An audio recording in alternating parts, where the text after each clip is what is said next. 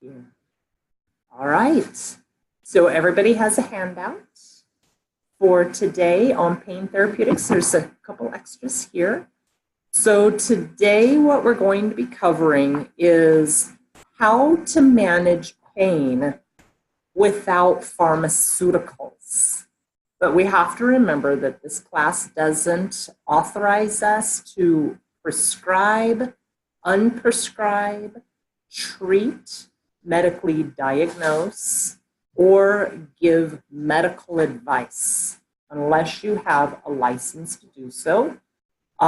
This is for ourselves. This is for assisting people who we know and who we love, unless you are moving towards being able to do pharmaceuticals or non-pharmaceuticals. So as holistic health advisors, you are advising rather than diagnosing or treating, okay? But this class, we're going to have a really great overview on a lot of different methods to control pain without pharmaceuticals. We're going to talk about Ayurvedic methods. We're going to talk about non-Ayurvedic methods. In the end of class, we're going to actually make a pain potali and show you how to use it. So when I studied at American University Complementary Medicine, one of the big things we did is we did pain treatments. So there's a lot of different types of pain treatment potalis that can be made and used on people, but this one is my absolute favorite one. So let's go ahead and pull the slides up here.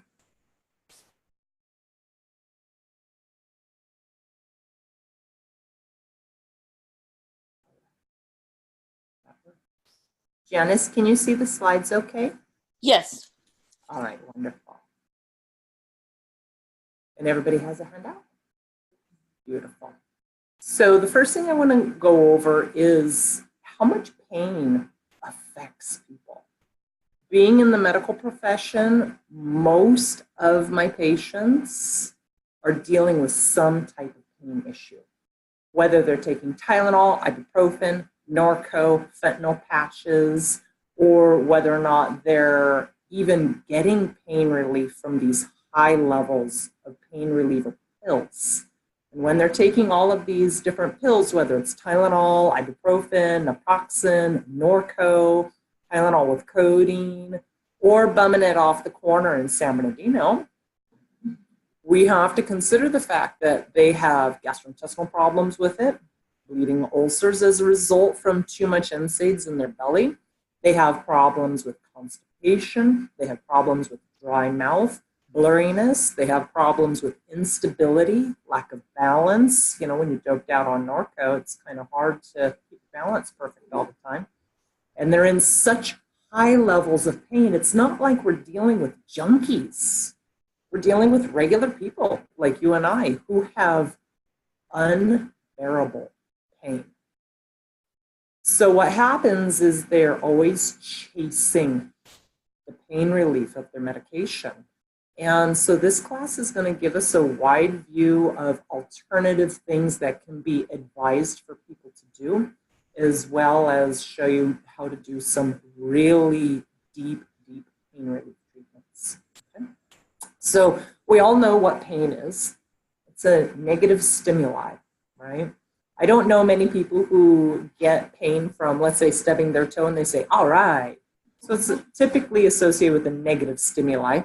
It motivates you through your neurological nervous system to withdraw from what has caused you that pain, right?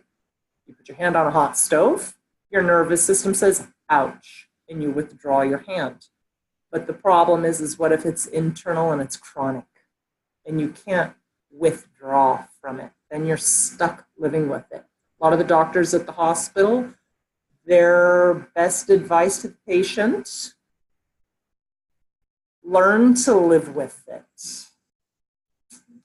I remember about 12 years ago, I was doing a permanent and stationary report on one of my workman's comp patients and discharging her. And she had severe carpal tunnel. She was not a surgical candidate because she had other comorbidities that prevented her from being able to go under anesthesia. She had gotten cortisone injections, physical therapy, braces, medications till her stomach was upset, the whole 9 yards. And as I was closing her case, she said to me, "Is this the best I'm ever going to get?" And my answer then was, "Yes, this is the best you're ever going to get." Today, that would not be my answer. Today, I would have a whole different tool chest of things for her to try, consider, explore. Okay? Doesn't mean that I'm going to do it in the office necessarily. I'm not going to whip out an aranda totally and start working on her in the office. But we know how to do it, how to instruct her how to do it. And I'll actually be recording the video later on of how to make it so that you all can have a copy of that. I should be able to upload it to YouTube. Fingers crossed, all technological things are coordinated. So we know that pain is a sensation. It is also subjective and individualized. My 10 out of 10 pain scale might be your 1 out of 10 pain scale. Your 3 out of 10 pain scale could be my 10 out of 10. A lot of people who are in pain aren't believed. They're told, "Oh, you're exaggerating. Oh, you're making it up. Oh, you're overreacting, or you're a big baby, or better yet, you're just a drug seeker," right? So we have to always acknowledge and honor what people say their pain level is. My pain tolerance is extremely high. It's not fair for me to judge other people's pain off of my pain tolerance. And the same goes for medical professionals and non-licensed medical professionals. So it really varies. Yes? Why is it that some people's pain tolerance is higher than others? That's a good question. So the question was, why do some people have higher pain tolerance than others? One, it can be their neurological system and their nervous system. But from what I have found, it's usually how much pain have you gone through and how much have you tolerated in the past and how did you learn how to cope with pain. So I've had people come in a little sprained to the wrist and they're like a 10 out of 10 pain, and they'll share with me, "I've never injured anything before." Whereas if you've got somebody like me, I've broken probably close to a dozen bones, and I'm going to be like this, "Yeah, it hurts," because I've learned how to cope and deal with pain. Or if you ask a woman who's had live birth, they're going to be like, "Oh, I can handle this sprained wrist. I've handled much worse." But it doesn't always work that way. Some people have a much different threshold, and it can depend on the emotions and experience around pain, what has been their treatment or non-treatment of pain, and it also has to do with the way the emotions respond. So for instance, if you have let's just go with an animal, a dog who has been repeatedly harmed. If they are barely touched, they'll scream because they've learned that pain is something terrible. So there's a lot of complex psychological components. Yes? Well, one thing I'd add is, don't judge if someone says they're in pain and they're laughing. It doesn't mean they're not in pain. And if they're in pain and come back and they're sleep, it doesn't mean that they're not in pain. True. It's just potentially their way of coping with it. That's a big judgment. Yeah. Just like when somebody loses someone and maybe they're it's very Janice, can you hear Aaron talking? Yeah? Okay, good. So, and just to add to that, in this environment now where the government is really clamping down on narcotics, Really? even our patient that had a double mastectomy 2 weeks ago, doctor wrote a prescription for pain medicine. When she went to fill it, the insurance would only pay for 28 pills. So that was like 4.5 days of medicine. And she was welcome to have what the doctor had written for, but she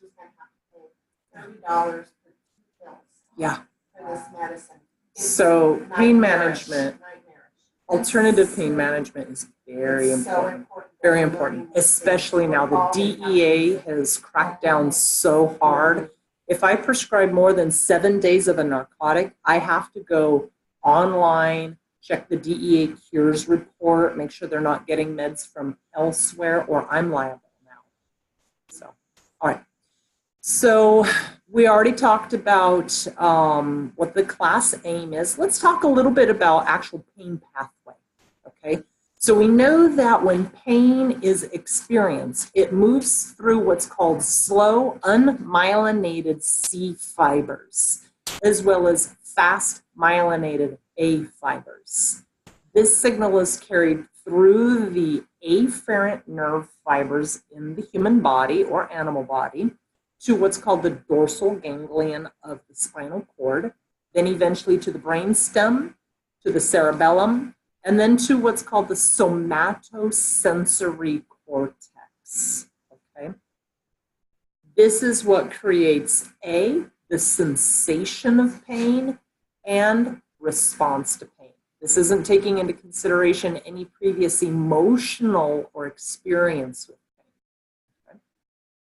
Now, when we're looking at pain classifications, and I know this is a little scientific-y, but everybody knows that this is what I always do. I want to have the scientific portion of everything in place. So when we have nociceptive pain, we have stimulation of sensory nerve fibers. We have stimuli approaching or exceeding harmful intensity. That varies based off individual perceptions. We have thermal pain, which is heat or cold. We have mechanical pain, which is crushing, tearing, and we have chemical pain, which can be external burning or internal as well. But then we have a separate category called visceral. Visceral pain is very different. So this is more sensitivity to stretching, bloating in the bowels, constipation in the bowels. People don't feel this as quickly sometimes. We have other things called deep somatic type of pain, which is ligaments, tendons, bones, blood vessels, fascia and muscle. And then we have superficial somatic pain, which is like skin sensation. So there's a lot of different ways pain can be encountered. But we also have neuropathic pain. Neuropathic pain is, let's say, a diabetic with what's called diabetic neuropathy. So from the diabetes, the nerve fibers have become inflamed and then eventually damaged. And so they have this incredible, sometimes a very incredible type of pain. And you go to your family doctor, you complain of neuropathic pain, they're going to put you on pharmaceutical, because that's the tools in their tool chest, prescription pad and pen. Right? Sometimes they won't even bother. Yeah.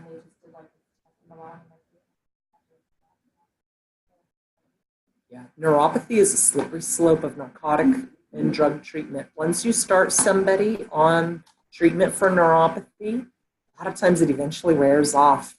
You start putting them on non-narcotics, and then eventually that wears off and you have to move to narcotics. So nowadays, a lot of doctors and nurse practitioners, PAs, and naturopaths, if you complain of neuropathy and you're under like the age of 60, they're like, we're not even going to go there with pharmaceuticals. Learn to live with it. But wouldn't it be nice if they had other modalities to suggest? That's what we're going to learn today. Then we also have what's called psychogenic pain. Does that mean it's all in their head? That they're making it up? No. A lot of people think that psychogenic pain means you're just making it up. And that's not what it infers. Okay, this is pain that has caused damage and has had prolonged factors such as fear, depression, anxiety. Okay, now here's the test.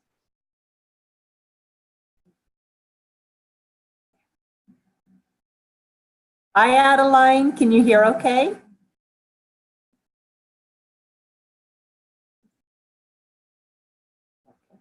Very good. And then we want to discuss momentarily about acute pain versus non-acute. So acute pain is typically associated with, oh my gosh, it just happened. It hurts right now. Okay, thank you, Michelle.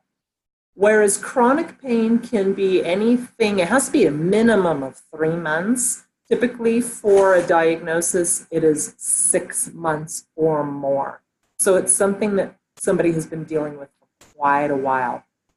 Our objective is to make acute pain not turn into chronic pain if possible. Because chronic pain has all those psychological aspects associated with it too. All right. So here's just a basic pain assessment tool. It used to be describe your pain from 0 to 10. 0 is no pain. 10 is the worst you could possibly imagine in your life, right? Well, I also like the face choices. So no pain would be a smiley face. Medium pain would be kind of like, not feeling great. Whereas a 10 would be crying uncontrollably. Okay? So that's a good tool to determine. And we talked also about the causes of pain from a scientific standpoint. But let's take a look at it from a different modality. So you can have pain related to injury, sprain, strain, puncture, fall, laceration, things like that. Thermal, we talked about heat versus cold, but we also have pressure-related pain. Somebody who's in a wheelchair 24 hours a day, they have a lot of pressure-related pain. We have pain that's related to inflammation. So inflamed joints, inflamed fascia, things like rheumatoid arthritis, other conditions that cause systematic inflammation.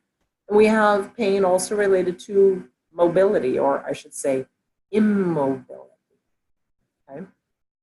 So let's say you hurt your leg and you had to be in a wheelchair for a month.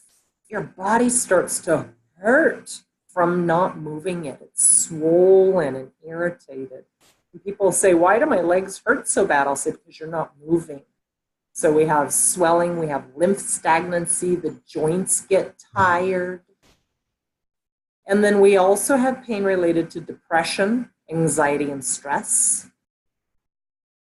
Who's ever felt actual pain from stress? When you do this, and you tighten up and your jaw stiffens up and everything is just tense. Triggers headaches, neck pain, same thing with depression. But we're going to take a look at pain specifically today from a Vata Pitta Kapha perception. Okay? So any of you who've already taken the basic anatomy and physiology of Ayurveda, this will make a lot of sense, but I'm going to make sure to review so it makes full sense for those of you who haven't taken the class. Before we go there, I want to point out that 100 million American adults suffer from not just chronic pain, significant chronic pain, according to national studies. 100 million people are in significant pain right now. Pain affects more people than diabetes and cancer combined. 1 in 5 adults are currently in moderate to severe pain. 1 in 5 adults are in pain right now. Not just a little, moderate to severe. 50% of people who are in that stage of moderate to severe pain report that they have little or poor control. Okay? So this is something that really needs to be addressed, and alternatives need to be there. So there's some more statistics. I do want to point out that back pain is the leading cause of disability in adults over 45 years old, and that more than 26 million adults between the ages of 20 and 64 experience culturally that we learn how to make, and a lot of the treatments that we're going to look at or modalities we're going to look at, excellent for that. Excellent. Remember too that if pain isn't controlled, chronic pain can lead to high blood pressure. It can lead to an elevated heart rate, which puts people at an increased rate of cardiovascular disease and heart disease. Chronic pain costs a ton of money to the people who are losing time and wages, to the employer losing productivity, to their family who may have to take time off of work to take care of them, to the 2 tablets of a narcotic that costs $30, to the TENS unit that had a 30% copay, to the yada, yada, yada. Pain costs people a lot of money sometimes.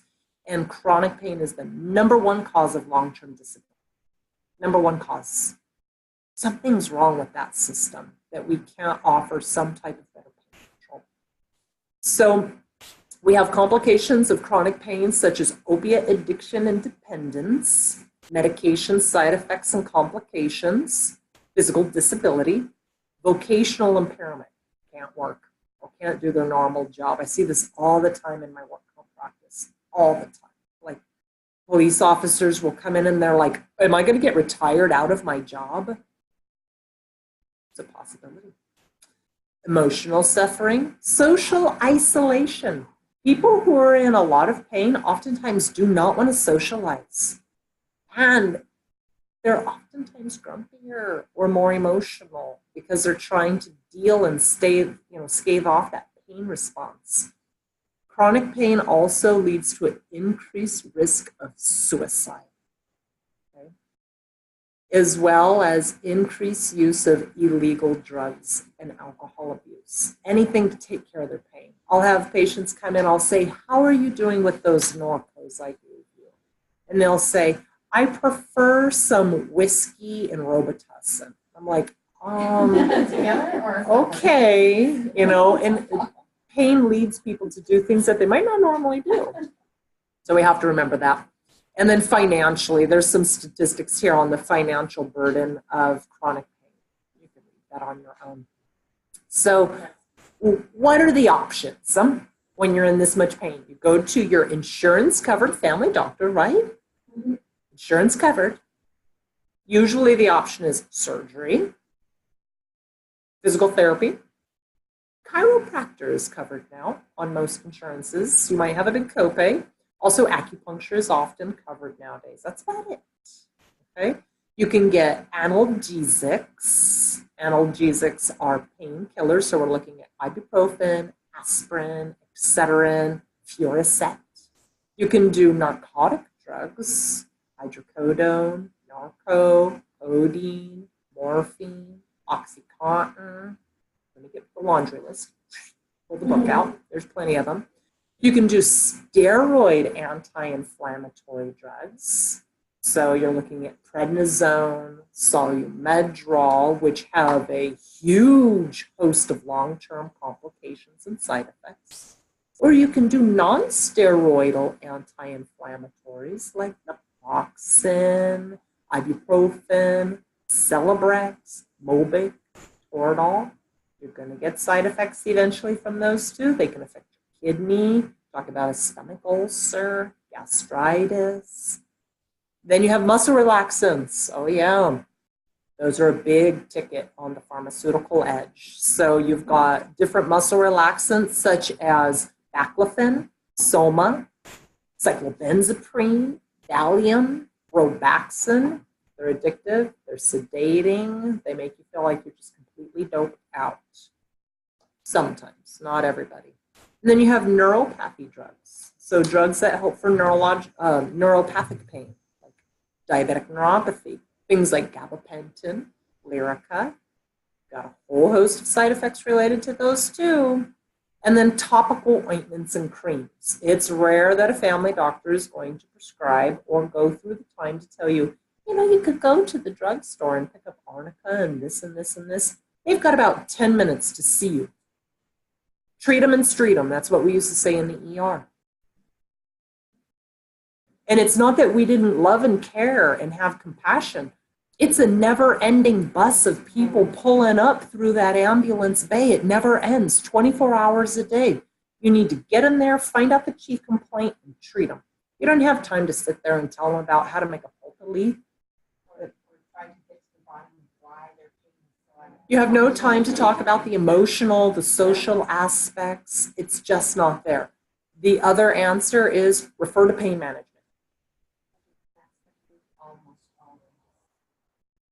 Yeah, it's a mandatory. And it's a big job to take care of people's chronic pain. A big job. Because it doesn't go away. It's not going anywhere fast. Unless you do a quick fix. Norco. Right? And then you have to work with that person years later when they're addicted to 8 a day and they're going through serious, hardcore withdrawals. Okay? What are some natural pain alternatives? I want to point out the fact, yogasana, yoga. When I first started my yoga teacher training, I had severe back pain sometimes. I have a herniated disc at L4, L5, L5S1. And about 30% of the time, my right foot was numb, a portion of it. And I had upward towards about a 6 to 8 out of 10 pain on a bad day. I started doing yoga, strengthened my core, elongated my spine, made more space, more strength. Back pain is very rare now. But you have to start them off slow and with a loving and caring yoga teacher or yoga class. So definitely recommend stretching at minimum, and a regular yoga practice is excellent for pain when it's musculoskeletal and emotional. We all know that yoga goes way beyond the physical practice. Fascia release occurs during yogasana. So when we're doing yoga, stretches, exercise, we're releasing that stuck fascia that's rubbing and inflamed, causing pain. We end up giving the body strengthening, which is imperative to prevent further musculoskeletal degeneration. We also have the tools to give them pranayama, breath control. A lot of my patients at the hospital, they get links on how to do breath control, breath regulation, because when we're in pain, how do we breathe? That causes a whole cascade of problems. The fight and flight reaction, the epinephrine, norepinephrine from the parasympathetic nervous system.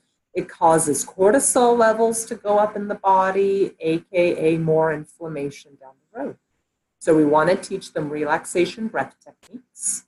Excellent one, alternate nostril breathing, basic abdominal breathing, just teaching them breath awareness. Sometimes I tell people, just take 20 deep breaths every 2 hours. And they're like, I can do that. I can do that. We want to encourage things like meditation. A lot of studies show that people in chronic pain, post-meditation, pain perception goes down. Did it cure their condition or change their condition? No. It changed their nervous system and their perception and degree of pain. Okay? Diet is a big one. We'll talk about that according to Vata Pitta Kapha. And then we're going deeper into Ayurveda. We need to look at correcting the person's Agni. And Agni is the metabolic factor not only in the gut, because we know a lot of inflammation starts in the gut, but also the metabolic factors in all the other tissues. So let's take, for instance, somebody who's been in chronic pain for 5 years and they haven't been able to work out their musculoskeletal system. And their dhatu, or tissue level of fat, has gone up, but the muscle ratio has gone down and the bone nourishment has gone down, they're going to have more problems with chronic pain. So we have to change the distribution of the tissue metabolism. People say, I'm in too much pain to work out. I'll say, good luck with that. You're going to be in more pain. And then we can look at different herbs and spices to also do some correction. And we'll talk about all of those. Let's see. There we go. So one thing I want to do is look at pain in relationship to Ayurveda. So in Ayurveda, we call pain Shula Roga. Shula Roga can be due to Vata, Pitta, or Kapha. So those of you who have already taken the basic anatomy and physiology course, we know that there's 3 doshas. Doshas are the physiological functions that control everything in the human body according to the science of Ayurvedic medicine. Vata, we have. Pitta, we have. Kapha, we have. So we know that Vata is the factor or dosha responsible for all movement in the body. In Ayurveda, we understand that no pain can exist without Vata being involved. It is the number 1 involved dosha with pain. Other doshas can be involved. So when we're looking at pain primarily involving the Vata dosha from Ayurveda, we know that Vata is dry and cold, right? We know that it's hard, minute, and mobile. We know it's always involved with pain. But we understand that when Vata is not flowing or functioning correctly, prana is not flowing correctly. So when prana is not functioning correctly and flowing through the body properly due to blockage, whatever it is, pain sets in, always. So we know that Vata aggravation can be caused by excessive Vata foods. So what are our Vata foods for those of you who have taken that other course? Popcorn, chips, crackers, cruciferous vegetables, broccoli, cauliflower, cabbage, too much astringent food, too much dry, cold food, dry, flaky cereals with cold milk on it, ice water, and carbonation.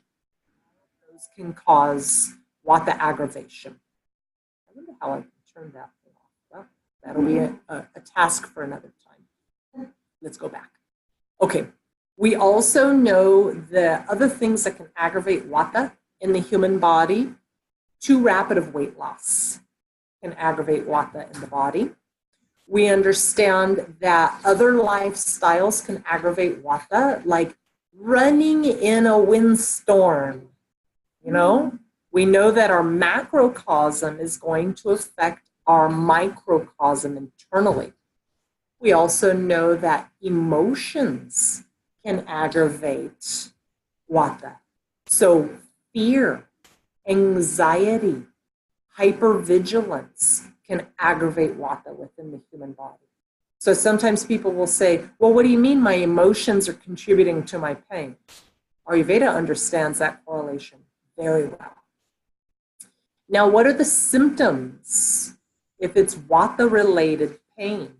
They will usually also complain of things like dry hair, dry nails, dry skin, dry eyes, dry mouth, dry bowels, constipation, windy symptoms like windy gut, gas and bloating, windy brain, anxiety, insomnia.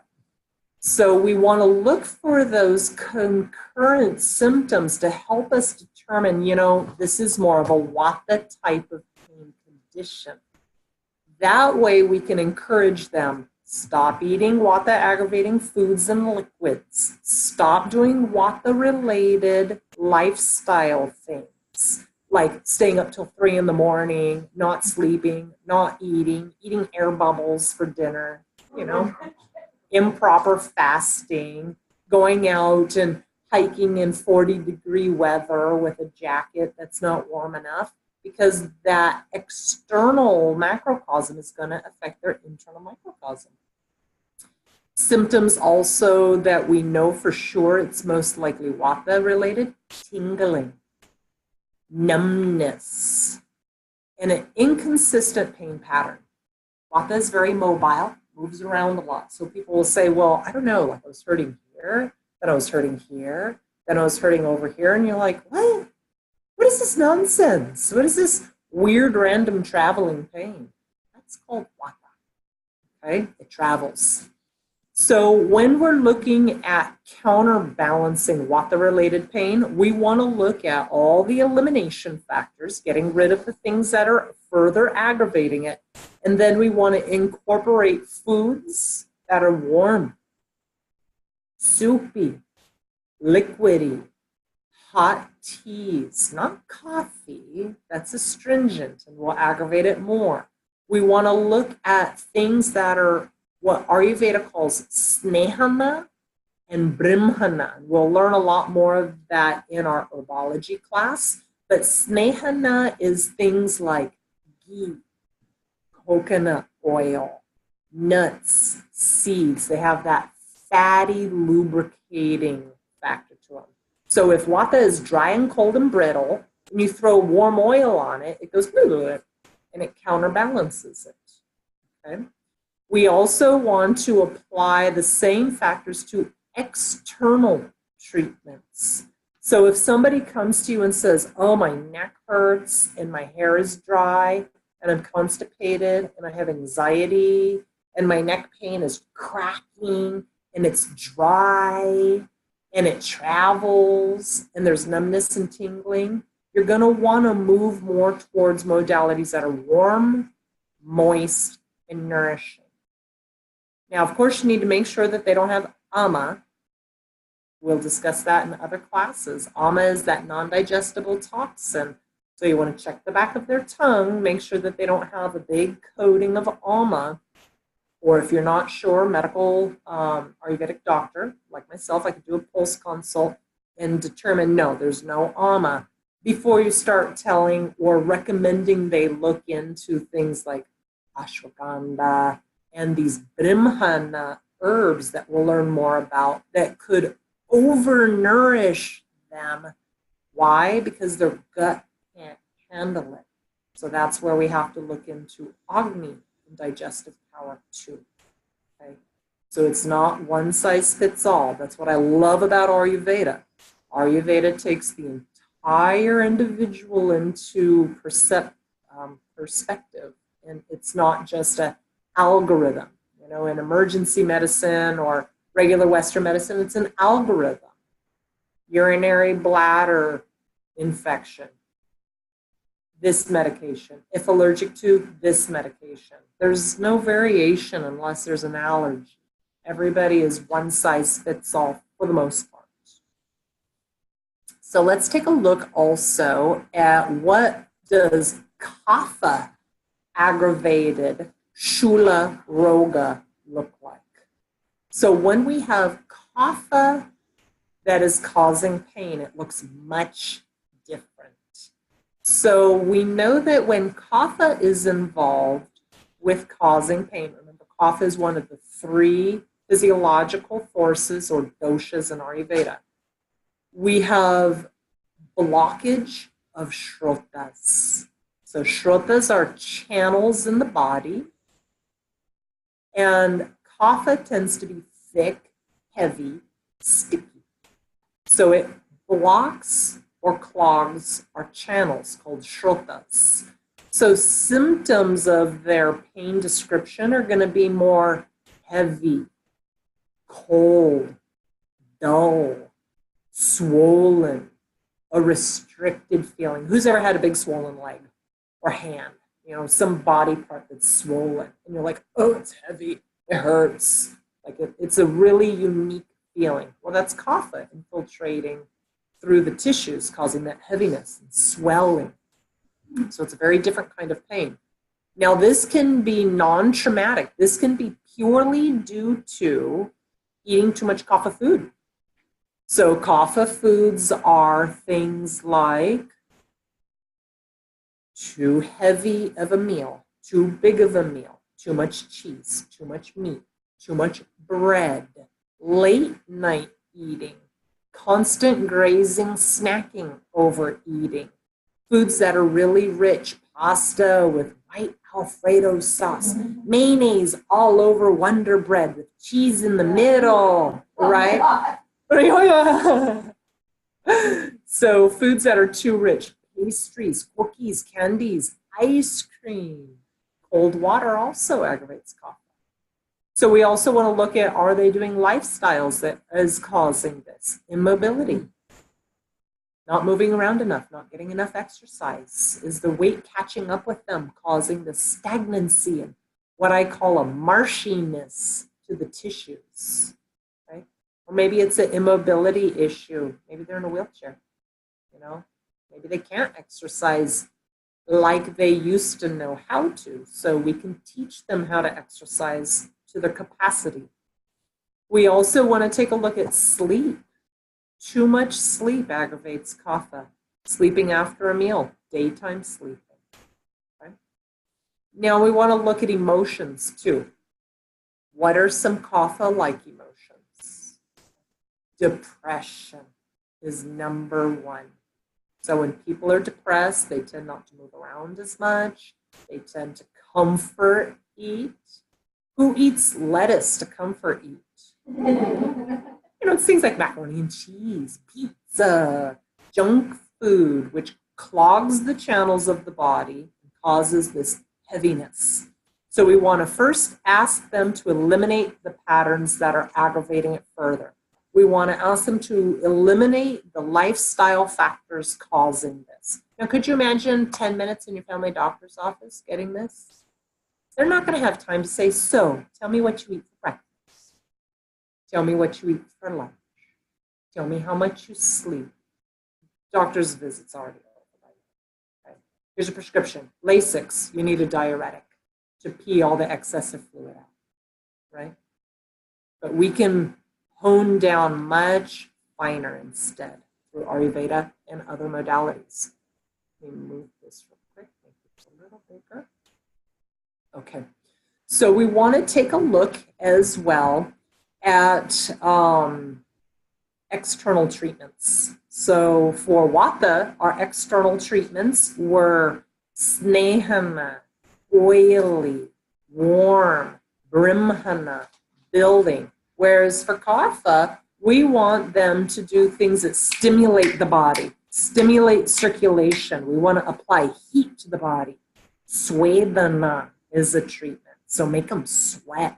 Put them in a sauna, put them in the jacuzzi, put them in a hot bath, get everything flowing and mobile and unstuck, unconstricted. And we want them to be active and moving as much as possible. We'll take a look at some other factors also.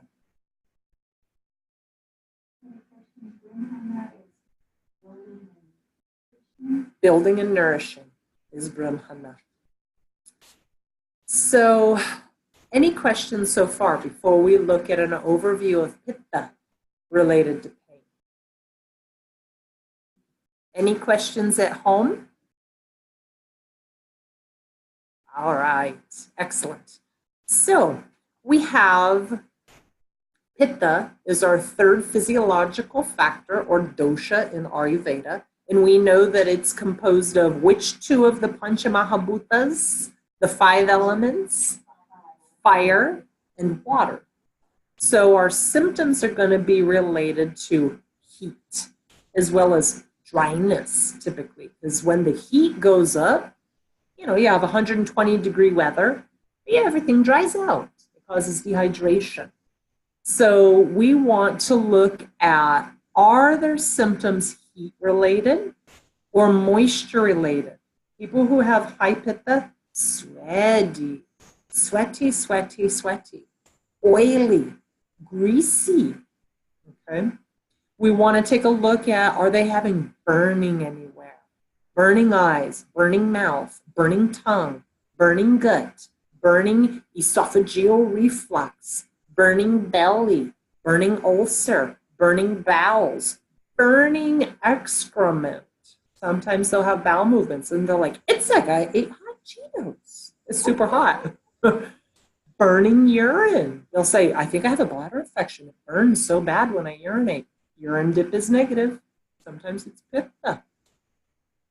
They have other things like burning skin, rashes, inflammation. So when we start seeing all these concurrent symptoms, we're like, This sounds more like an inflammatory process related to pitta. So we want to take a look at pitta foods.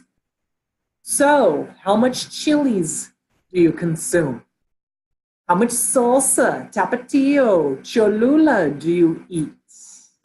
What other foods cause pitta aggravation? We know nightshades is a general category. So we know nightshades are tomatoes, bell peppers, potatoes, not a sweet potato, eggplants, chilies. Those are our main ones. We want to tell them to reduce them.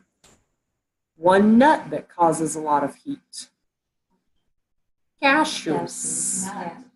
Cashews are very heating. And then we have other things that are inflaming. Certain fishes cause a lot of heat in the body. And a couple others, deep fried. Think about the process of deep frying food. And then you ingest that quality of heat into the body. It causes inflammation. Not to mention, most deep fried foods are from fast food sources, and most deep fried fast food is deep fried in canola oil, which we know has a radically incorrect distribution of omega-6s, 3s, and 9s, and immediately causes inflammation in the human body. Okay. Other one, sour. Sour foods, sour green apples, sour green grapes, sour kiwis, sour fruits, sour candies, tamarind, you know? So we want to take a look at that sour quality as well. So we want to ask them to eliminate as much of that as possible. We want to ask them to be careful of lifestyles that aggravate pitta, which are running 5 miles in 120-degree weather and then hanging out in the sauna for 30 minutes. Might be a little too hot for that human body. It's going to cause inflammation. Things like dehydration, overexertion, and emotions. What kind of pitta emotions are typical? Anger, stress. People who are like, oh my gosh, my job stresses me out so bad. They usually internally produce higher levels of pitta. So we want them to do external treatments that are warm, maybe not hot, but warm to hot, moist, because they often become dehydrated from the elevated pitta. We also want snehana, which is lubricating if they become dry as a result, and brimhana, to basically capture the heat. Do you take a pot out of the oven without a pot holder? No. We need something like a pot holder for pitta. Otherwise, the heat just goes so high that the body, the fascia becomes dehydrated, the muscles become dehydrated, the spinal discs become dehydrated, the gut becomes dehydrated, plus hot. Okay? So it's unique. So we want to also take a look at how can they reduce this heat and inflammation from their life. Now let's take a look at some Ayurvedic principles in a few moments. Let's take about a 10-minute break. I'm going to put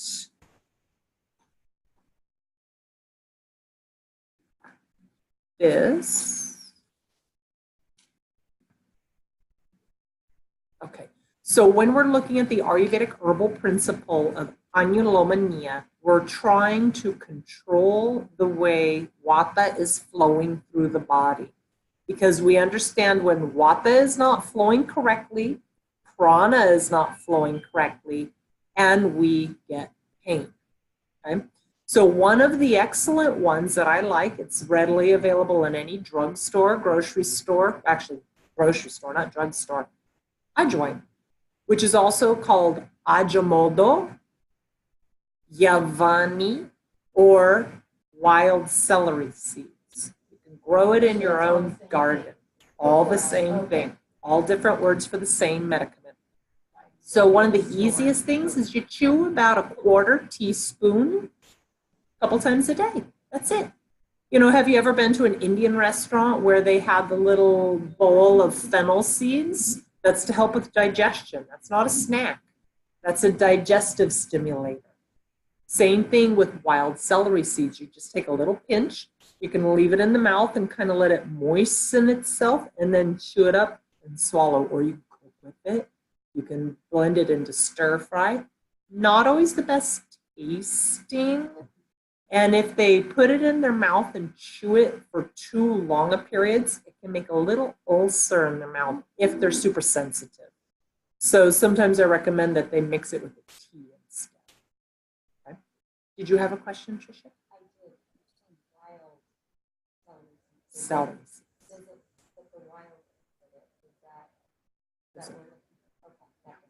Sometimes you'll find it in the grocery store under celery seeds or wild celery seeds. But if you go to an Indian grocer, you're going to ask for ajimodo or ajwain. That's what it'll say on the container. Okay. Yeah. You can also a lot of times find them at a Chinese or Asian grocer, but it's sometimes under these different alternative names. So you want to know the alternatives. All the same thing. So you can add it to stir fry, sauces, your soups, things like that. But it's a pretty strong taste. You want to test it out. Your family might not like it. Another medicament that is an annulomania karma is hing. Okay, we'll learn in our herbology class about hing vashtak, which is a combination of different herbs combined with hing. Now, hing has a very distinct sulfur smell to it, but it's excellent added into beans. What's the saying with beans? Beans, the more you, the musical fruit, the more you eat, the more you toot. So people add just a little pinch of hing to it to reduce that quality, that vata aggravating quality. Yes. Yes. Definitely tastes and smells sulfury and garlic. So that can be added to sauces, it can be cooked with beans, or it can be sprinkled on food afterwards. But I usually recommend if you're going to sprinkle it on food, you use it in the hing vashtak formula. And we'll talk about that in the next class. But it's excellent for controlling vata. Some people will actually, under proper advisement, put it in a clear capsule and swallow it. And then it helps regulate the flow of vata downward. And where do you find it? You find it at the Persian, Indian, Asian grocer. It's usually in a little white bottle, and it shakes like a spice. Okay. All right, let's talk about a third annulomania, because we know that vata is the #1 contributor to pain. So we want to have multiple ways to control it. Jiraka, which is cumin. Okay. Cumin is commonly found, easy to grow, easy to cook with. You can use it in sauces, stir fries. You can make a tea out of the seed if you boil it for at least 10-15 minutes on a low simmer. That way the medicament property comes out of the seed. Or you can grind the cumin seeds in a coffee grinder or an herb pounder grinder and use the powder to make a tea. So about 1 teaspoon is plenty for about 24 ounces of hot water. Same thing. Cumin is the same thing as jiraka. So it's more of the word that you're going to find on the label if you go into an Indian grocer. I just want to go in this and this. Same thing.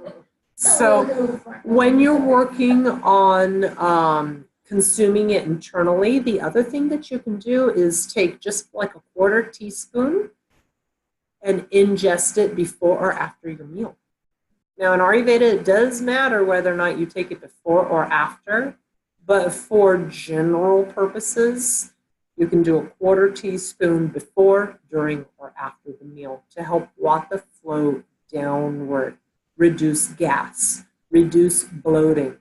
reduce digestive problems. Not to mention it's excellent for stimulating Agni, which is that metabolic factor. Human does. So it helps them digest their food as well as process Vata properly. All right, let's take a look here at some other Ayurvedic principles. This is two subcategories of karma or actions of a medicament. We have Brahmana, we have Lekhana. Brahmana, we've touched upon, is nourishing to the dhatus, the body tissues. For review, what were our body tissues? We have rasa, rakta, mamsa, medo, dhatu, asti, sukra. Did we miss one in there? Plasma, blood, muscle, fat, bone, bone marrow, nervous system. Okay? And we understand that most of the time tissues are nourished in that order unless one of the tissues have popped out of the pecking order and has decided, I demand more nutrients. Then that's a little special circumstance. But when we're working with Brahmana type of medicaments, we have to remember that Brahmana is building, nourishing, developing, and supporting those tissue layers, all 7 dhatus. But you want to make sure that you don't have ama. So if they've already been overnourished, if they've already got blockage and clogging, you don't want to add Brahmana to it. You have to correct the metabolism first. So just make sure that you always understand there's multi-factors in there. And obviously remember that this class doesn't make any of us Ayurvedic physicians or even Ayurvedic practitioners. We just want to make sure that we don't make boo-boos as well, that we are very cautious with how we approach relieving our own pain or suggesting pain relief for our friends or families and others. Yes. Yes. So the question was to repeat the 7 dhatus in order. We have rasa, which is plasma. We have blood, muscle, fat, bone, bone marrow, and the reproductive system or immunity system. Now, when we are looking at agents or medicaments or treatments, internal or external, that are Brahmana, we have to remember Brahmana reduces Vata, but can aggravate Kapha. Whereas when we look at a second broad category called Lekhana, Lekhana means scraping. Scraping. Okay? So we're scraping the tissues of excessive Kapha, excessive ama, blockages, but that can aggravate Vata. So we want to be careful how we view these different drug or medicament karmas. Now, Lekhana is depleting. So if we have somebody with Kaphaja pain and they're swollen, they're heavy, they're depressed, maybe diabetes and high cholesterol and obesity, then we want to do things that are scraping. Things like fasting. Fasting is an excellent Lekhana treatment. Or just reducing quantity of food, reducing calories, reducing kapha foods. That can be one of the first things. Increasing exercise, boost the Agni. All right. But we know that when we're using Lekhana concept, we're depleting the body in order to alleviate kaphaja or ama-related pain. Okay? Did you have a question? Yeah, I was going to go back to something that the Ayurvedic substances, are those good to remove all? No. So the question was, do medicaments that create anulomania effect reduce ama? And the answer is no. Lekana reduces ama. And we'll talk a lot more in our herbology class too about different agents. So let's take a look here at some Brahmana herbs, specifically Brahmana herbs. So Brahmana is building and supporting and nourishing. Let's take somebody who has been in the hospital, sick, depleted, or maybe rapid weight loss, thin, dry, depleted tissues, insomnia, all those Vata related symptoms. And we decide, okay, we looked at movement, we looked at breath, we looked at meditation, we looked at all these different things. Now I actually want to recommend that they look into an actual medicament. So the first one I want to discuss is Shatavari. Shatavari is also called asparagus grass, or the mother of 1,000 children. That's another word for it, or asparagus racemosus. Okay. All the same thing. The uses for Shatavari, rasayana to the rasa. Rasayana is rejuvenating. Rasa is our plasma. Okay. It's rejuvenating to the reproductive system. It's rejuvenating to the nervous system, the brain. It helps quiet down that cat on a hot tin roof effect that Vata and Pitta have.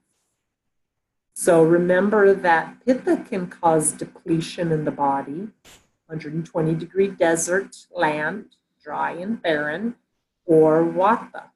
So Shatavari helps quench that dryness and depletion related to Vata and Pitta. It also builds the immune system, Ojas. However, if you give or recommend or take this medicament when you have too much built up tissues and a layer on the back of the tongue and ama, you're going to make it worse. Okay? It will feed the blockages. All right? So we know it reduces Vata, it somewhat reduces Pitta, but it aggravates Kapha. How much would they take? You know, we've got all these different herbs. First of all, where do we get these herbs? These are not available at the grocery store. You have to go to an online Ayurvedic herbal supplier. So places like BanyanBotanicals.com, Let'sAllBeHealthy.com. There's a lot of them. You need to research your Ayurvedic herbal suppliers and make sure that they are regulated, organic, preferably to be able to be, what's the term I'm looking for? Not ripping it from the earth, and sustainable, that they're sustainable in their practices. And you want to make sure that they're monitored for heavy metal contaminants. So I prefer companies that are based in the US because we have some strict guidelines. Okay. If you get your herbs from India, you want to make sure that it's a good supplier. I was able to go to India last time and I filled my suitcase with a bunch of stuff. I was like, oh yeah, I'm stocking up on my way home. Did you have a question? Himalaya USA, also an excellent brand. Himalayan USA. A lot of times you can find Himalayan USA right at Sprouts or Clark's. Okay. So if you were to suggest Shatavari, Shatavari is usually recommended about 1 to 1.5 teaspoons. Now there's cases where I give people much more than that, but that's medical trained. And it needs to always be prepared in a warm lipophilic decoction. What's that? So a decoction just means you cook it like a tea, and it has to be fatty. Bingo. So certain herbs are what we call hypophilic, attracted to water, and some are hydrophilic, not hypophilic, hydrophilic, attracted through water or delivered through a water-based methodology, or lipophilic. It's attracted to fat. So usually when it's lipophilic, it's able to be delivered to the deeper tissues like ojas, reproductive system, bone marrow. It's harder to get to those deeper tissues.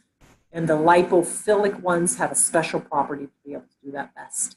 So I usually recommend about 1 to 1.5 teaspoons in a warm lipophilic decoction. What's that mean? You can put coconut milk, almond milk, rice milk, hemp milk. You put maybe 1/2 cup in a pot. You put the herb in it, you stir it up, you drink it down, okay? Once or twice daily. Goat's milk, yes. Now a second Brahmana herb is ashwagandha. Oh, this is a phenomenal Brahmana herb that is what they call adaptogenic. So it serves multiple purposes in the body. It's like a smart herb, all right? Now ashwagandha is also called winter cherry or Withenia somnifera. I'm going to give you all the different words for most of these. Sometimes I will call an online Ayurvedic herbal provider and I'll say, oh, I want cassia fistula. And they're like, what is it? And so I need to know multiple different names for it. They don't all categorize their drugs the same. But usually if you know the botanical name, they're going to find it under the botanical. So ashwagandha is one of the best rasayana herbs, rejuvenating and nourishing to the body. But this one specifically is helpful to the rasa. We saw that shatavari was rejuvenating to the rasa also.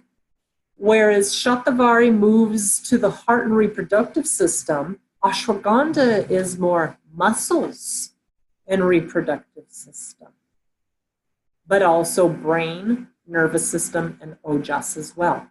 It has that ability to go all the way to the immune system, ojas, because we deliver it in the lipophilic decoction as well.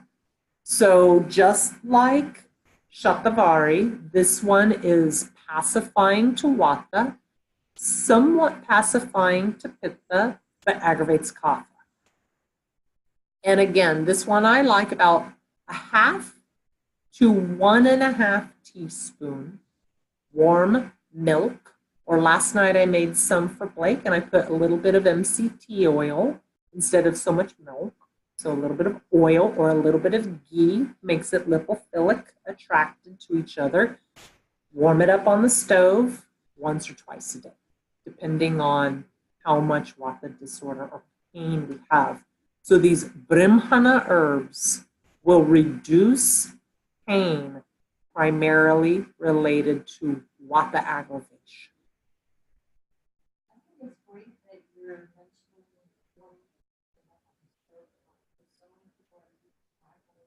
Oh, no. and it would just destroy all. Oh, Leslie was saying that warming it on the stovetop versus microwaving it. Definitely do not microwave your herbs. Do not microwave your herbs. Don't do that. Just clean your pot on the stove. Go the extra distance. It's worth it for the health. Any questions on shatavari or ashwagandha? Any question on Brahmana as a drug karma?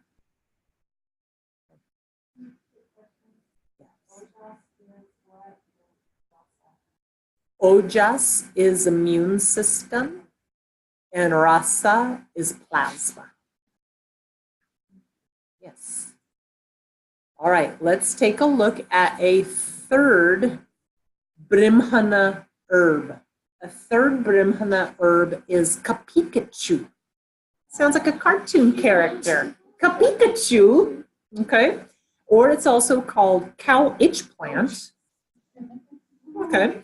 Or Mucuna pruriens. Now, the uses for this, it's also an aphrodisiac. It is Shukra Janana. So it helps work on the reproductive system. It is Rasayana, so it helps rejuvenate the body. It is excellent for Alzheimer's and Parkinson's. Now let's think about Parkinson's for a minute. Okay? Shaking, tremor, movement disorder. Correct? What's that sound like? Vata. Okay? Blocked Vata. So the first thing you want to do in Parkinson's when you're under advanced Ayurvedic care is you want to correct the flow, but you want to rejuvenate that nervous system, especially in things like Alzheimer's. You know, we start getting all these different conditions with demyelinating sheaths. Kapikachu, ashwagandha, not so much shatavari, are excellent for re-establishing nourishment to these areas of the body that, due to inflammation or whatever the cause is, have been stripped. Okay? It's like taking an electrical cord and just stripping the lining off of it. Ashwagandha, Kapikachu help rebalance that condition. Did you have a question, Marty? Diabetic neuropathy?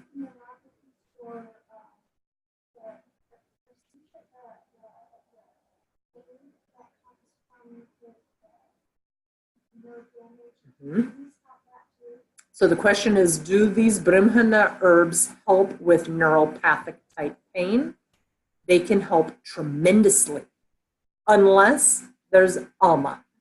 So if you take a diabetic patient whose blood sugar is 300, high cholesterol, and overweight, eating garbage, Kapikachu will make them worse.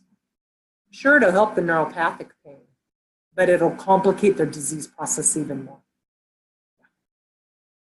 Yes. And what about for MS? Excellent for MS. Excellent. Absolutely excellent. I would choose ashwagandha before I chose Kapikachu for, advanced reasons. But all of these Brahmana categories are good for these demyelinating musculoskeletal degeneration diseases that are relating to pain. Okay. Too complex to go over in such a class. That should be one class in and of itself. Okay, let's now shift gears and look at the category of Lekana herbs. So what type of pain condition, Vata, Pitta, or Kapha, would I choose Lekana, scraping action for? Kapha. What does this Kapha imbalanced person probably present with? Swelling, tumors. Who said that? Yeah, tumors, uterine fibroids, ovarian cysts, weight in excess, thick white coating on the tongue, swelling, heaviness, lethargy, maybe depression. These are all Kapha cues. They may not have all these symptoms, but when they say they have these symptoms, or if you feel you have these symptoms, you can have them look into, hey, go to bunyanbotanical.com and take the Dosha quiz and see if it's right for you. Okay? Have them take some online quizzes. Some are good, some are terrible. And then they can hone in even more. Oh gosh, am I actually Kapha imbalanced? What foods should they avoid? What lifestyles should they avoid? When you are not licensed to practice medicine, I always recommend, why don't you look into and research if it's right for you, okay? You're not prescribing it. You're suggesting they look into it. They can go to their family doctor and look into it. A lot of times your name suddenly is written down as a community pest. Yes, because now the community family doctor is like, oh, geez, I don't know what ashwagandha is. Well, they should. Start looking into alternatives. But if they've got 10 minutes to see the person, by the time you explain ashwagandha and why you're in the office, they're going to say, no, don't take an herbal medication. Here's Norco. Right. It's quicker. It's easier. Treat them and street them. And I'm not saying that people think that in the medical community, but when they have 100 patients to see in a 12-hour shift, your discussion on ashwagandha is mute.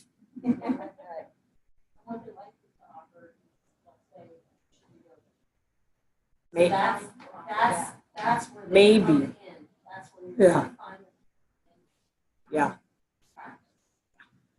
So let's take a look at Ayurvedic lekana herbs, so scraping action. Turmeric, oh, phenomenal. Phenomenal, should be in every spice medicine cabinet. Turmeric. Other words for it, haridra. Curcumin longa is the botanical name. Now, this has some very interesting properties, and we'll discuss these properties more in the herbology class. We have one that's called pachana, which is to break up ama. Okay, it's an ama buster. We have vatahara, treats vata problems. Okay, turmeric and vata don't get along. They counterbalance each other. We have kapha hara. So it reduces kapha in the body because it busts up ama, it busts up kapha. But it can aggravate pitta and it can cause internal bleeding. How about that for precaution? Internal bleeding. Okay. So curious, because turmeric's been my religion for so long, I have a hard time. Yeah, it could be. I can't understand why. But it's got such anti-inflammatory properties, so it doesn't But it's seem- heating. Yeah, it just seems heating. It's heating. So the question is, I really love turmeric and it seems to help me so much, but my pitta's high. Could it be the turmeric even though it's anti-inflammatory? Absolutely. So sometimes we have to combine them with a more cooling herb too, or know when to take it, when not to take it. Question is, what's the longest I would recommend somebody being on turmeric? Some people I recommend lifelong. If I could get my sweetheart to take a 1/4 teaspoon turmeric tea every day, yes, until he no longer needed it. So it's not something that we just decide, I'm going to go to CVS and buy turmeric capsules and take 5 every day of my life because it's like a baby aspirin. They told me to do it. It's good for me. No. That's what people are doing. But that's what people do. Right. Yeah. Whereas Ayurveda, we know it's not a one-size-fits-all deal. And using, when I started with, just, I mean, people think they don't know the difference.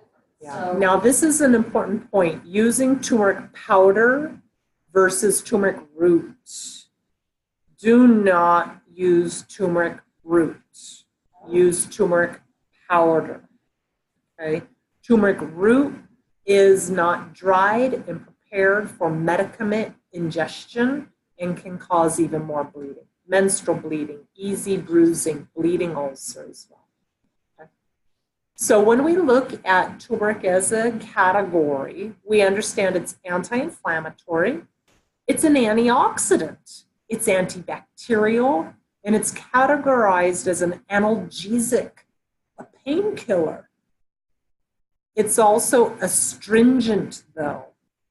Its astringency is what can then later aggravate vata and pitta when it was no longer time to take it. So there's an expiration date on how long to take turmeric or what dose to take. I probably consume it every day, but in my cooking. But it's small quantities. Now, what would be the right amount to take?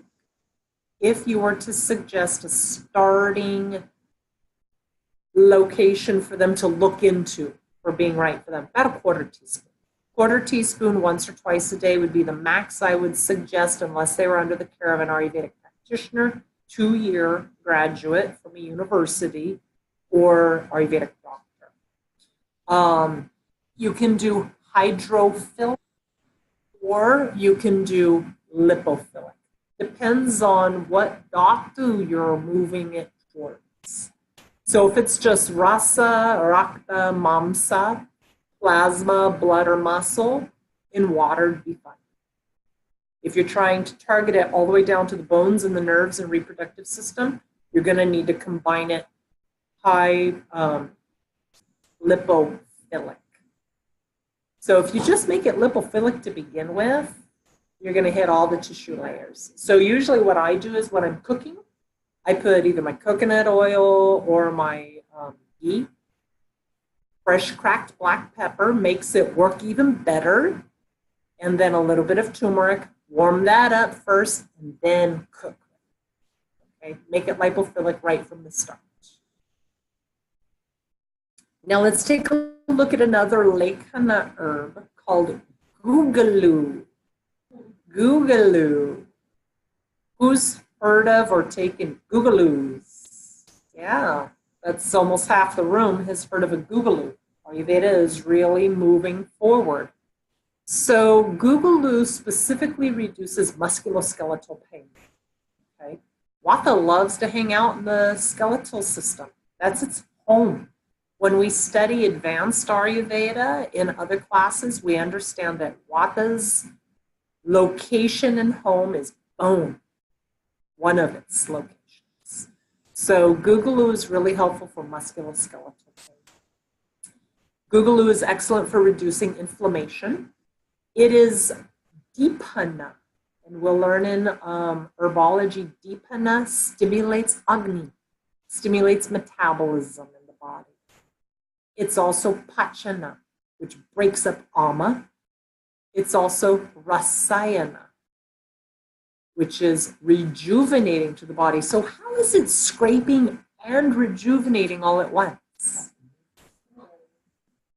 It stimulates the channels to be able to receive nourishment. It scrapes the blocked channels so nourishment can be delivered. It's also a resin. So the resin has a type of rasayana, rejuvenation factor to it. So some pretty common ones that you can get online, Banyan Botanicals, Himalayan USA, letsallbehealthy.com, Yoga Raja Googaloo, or Kaishore Googaloo. They all work in different ways though, so you want to do some research. Yoga Raja Googaloo is more for muscles and bones, joints, whereas Kaishore Googaloo is more scraping and clearing of the blood. I usually use them in conjunction if I'm doing an advanced case of pain. I think for somebody who we know in the room related, outside of the room, we did both. Yoga Raja Googaloo, Kaishore Googaloo. I'll tell you a short story and won't breach any confidentiality. Knew a gentleman, extreme back pain. Came to my office in the back of a minivan. He was in so much pain. Couldn't even sit up in his seat in the car. Family shouldered him into the office. He was in so much pain. One leg was completely numb. He was developing drop foot. I mean, it was a severe back injury. And I was like, look, dude, you're going to surgery. Okay. MRI showed he had a massive herniated damaged disc. I mean, one look at the MRI and I was like, oh, yeah, that's going to get surgery for sure. But he was in so much pain. He was like, look, I need some sort of relief now. So gentleman was a little on the heavier side, more of a kapha constitution, and a little kapha imbalanced, more truncal obesity, kind of like beer belly. Lost a lot of muscular strength, so he had tissue depletion in the booty and leg area, making his back weaker. He did a lot of working, lifting, repetitive motions for work, so it made the spine weaker. So what I decided was, well, I've got some muscle weakness, but my main problem is kapha and inflammation. So I put him on an Agni booster because he had white coating on his tongue, which indicated his tummy digestion or gastrointestinal Agni was poor. I think he enjoyed beer and bread and cheese and meat, kapha aggravating foods. So I said, first, get rid of those foods. Your pain will be easier to manage. 2, gave him some yogasana. Had to be super, super basic. Super basic. Okay? But you gotta meet the person where they're at. Then I recommended Agni Booster immediately. Gut and tissue. So I put him on multiple spices. Cumin was one of them. Because cumin is annulomania and promotes increased tissue and gut digestion or metabolism, Agni. Turmeric was in there, of course. It was in a tea that he would make twice a day. And I put him on Yogaraja Gugalu to scrape because there was swelling in his back. Like his back was actually swollen.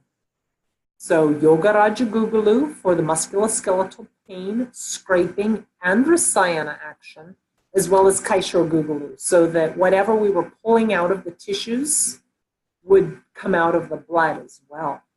Okay? Then we made him a pain-relieving pulpali, which we will learn how to make today. And I think I did about maybe 5 treatments. He was on the OR table, ready to go into surgery that day. Surgery cap and all. They said, let's rescan your back. Make sure we're where we're at, because it was probably like 3 to 6 months after the original MRI. They canceled the surgery and sent him home, said, I don't know what you've been doing, but keep doing it. He never had surgery. Of course, he has flare-ups, you know, because you have to maintain your body. You have to maintain your lifestyle. You can't just go back. Pain management is not for lazy people. It truly isn't. You have to have that buy-in to really have the discipline to change the life. But he avoided spine surgery just through Ayurveda. So I don't want to oversell it, but don't undersell alternative measures. Ginger. Let's take a look at a third Lekana herb. So ginger is excellent for heating the body. Ushna. We'll learn more about that in herbology. It's warming to the body. So we know kapha is cold, right? We know vata is cold. So we know ginger warms. Would we want to take too much ginger if we have a pitta pain? No, it'll make us hotter. We don't want that.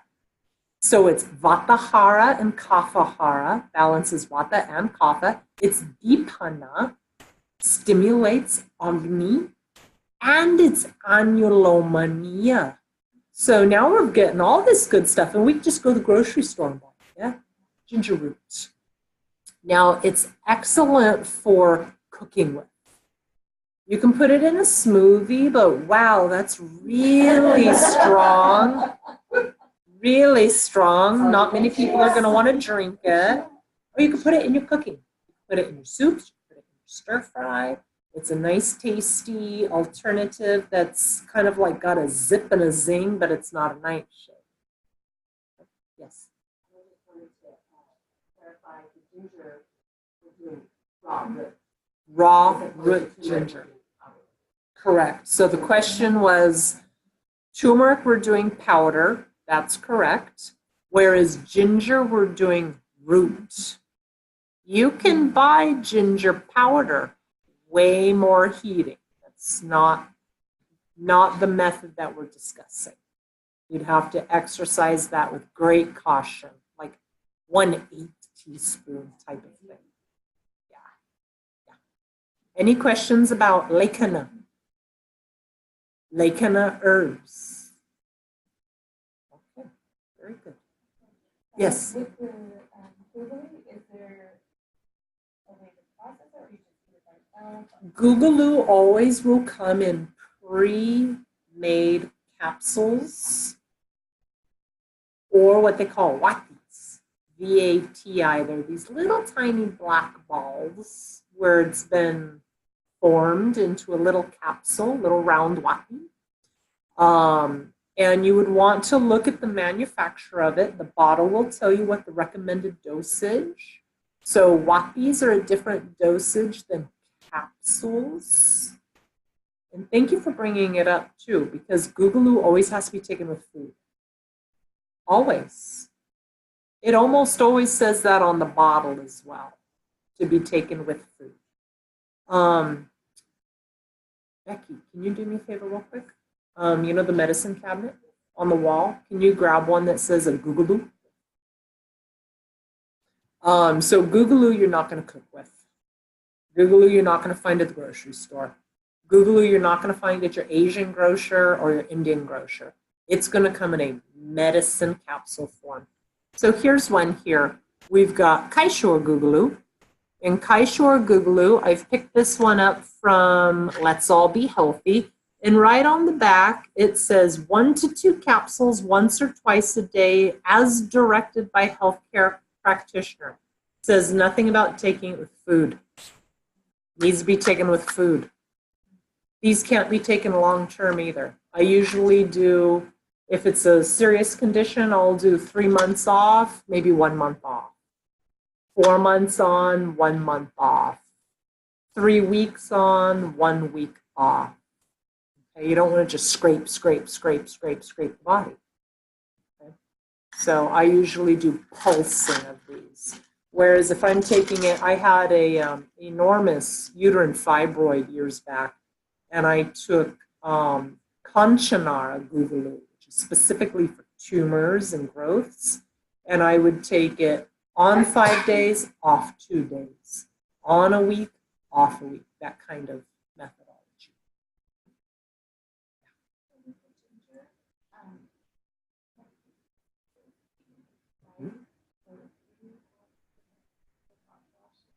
Oh yeah, the question is ginger and hot flashes. Too much ginger, you're going to have hot flashes. Turmeric, too much turmeric, you're going to get hot flashes, for sure. So it sounds, I mean, in general, these are not, I mean, you are truly pitta, and you're pitta down, you're just going to stay away, just go to something. Not necessarily. Let's take my own case, for example. Years back, I had a fibroid, uterine fibroid, the size of a cantaloupe. Wow, cantaloupe. Most people know me to be Pitta Kapha, right? I'm nearing menopause. I was pretty hot and spicy back then. I was like kind of crabby and grumpy as well, internally because of the Pitta. I took Googaloo, I took turmeric, and I took ginger. But I also knew what countering herbs to take, like Ushira, which is cooling, and Ashoka. So, you know, a lot of times it's like a sandwiched herb. Okay? Fennel. I took a lot of fennel. Fennel is cooling and sweet and delivers to the reproductive system. So just because the person is hot doesn't mean they can't.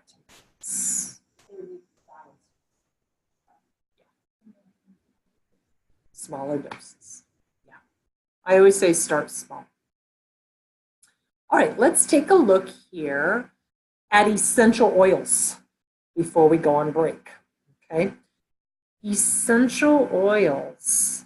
You can do days and days and days of research into the pharmacology properties of essential oils. And people will oftentimes think, oh, that's for hippy dippies, or that essential oils just smell nice. It's something you put in your diffuser when your kids are freaked out. No, essential oils can actually have pharmaceutical benefits, okay? For instance, Icy Hot. What's Icy Hot? That's just a topical application of menthol. Some have wintergreen, camphor oils. Okay? Now, before we talk about the use of essential oils, you do have to invest in good quality oils.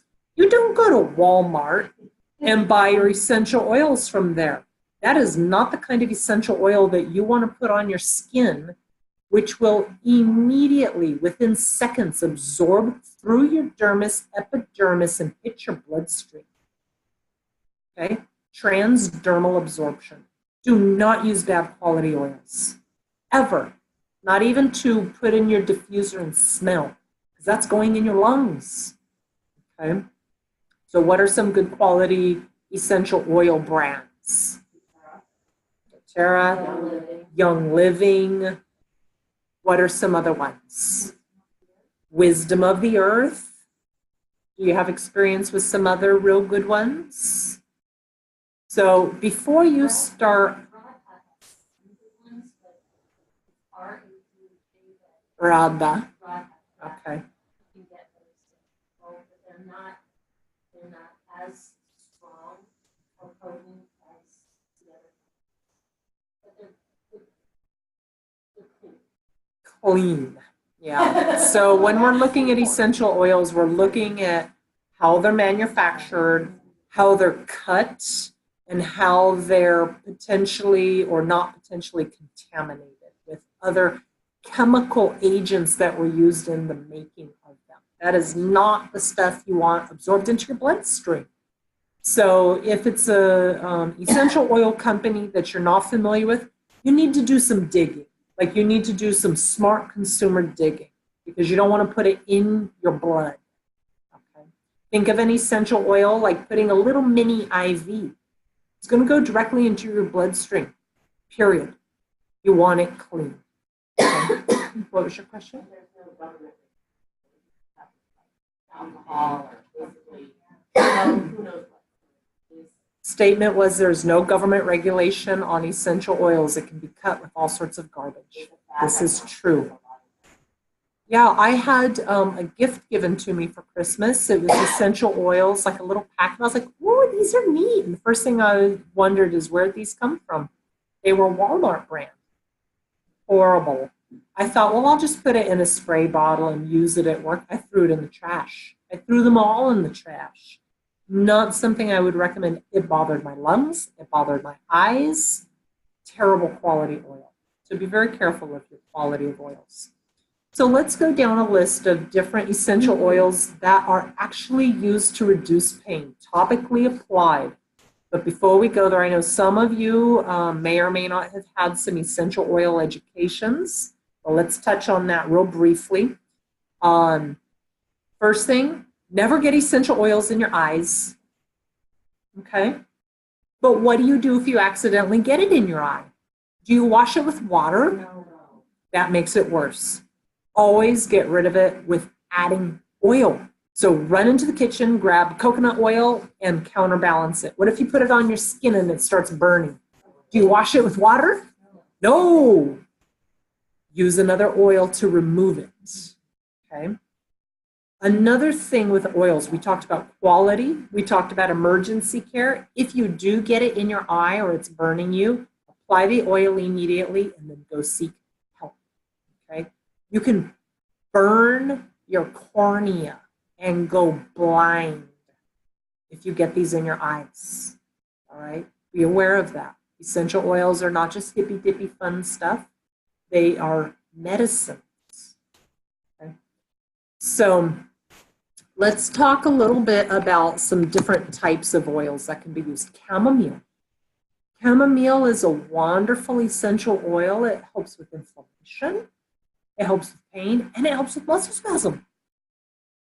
You know how many times patients come to my office and I'll say, okay, I want you to go to the store, pick up icy hot arnica, and do you have any oils at home, some good oils? And they're like, no, I can pick some up. And I'll start recommending off different lists of essential oils for pain.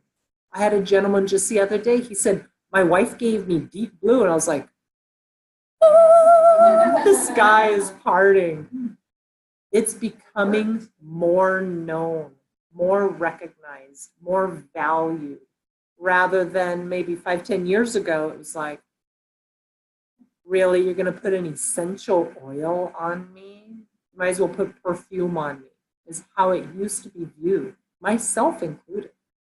If somebody had told me 10 years ago while I was running an ER, put some rosemary oil on it, I'd be like, anyways, here's some Norco.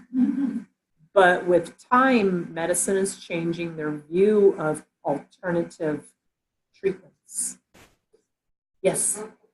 Actually, pretty proud of the fact that Sarah is actually partnering with Western medicine centers now. And Nice. they're actually doing studies and placing essential oils, things that we've always known, but they're actually starting to do that, doing double point studies. Nice. Things like that, and really validating.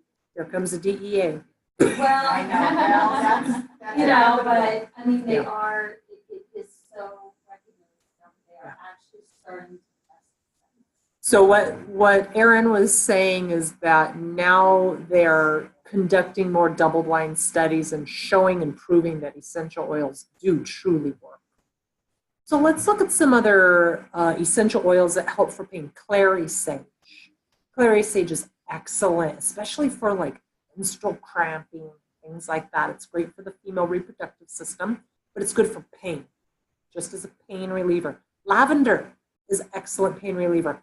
I mashed my finger a couple weeks ago in a pruner.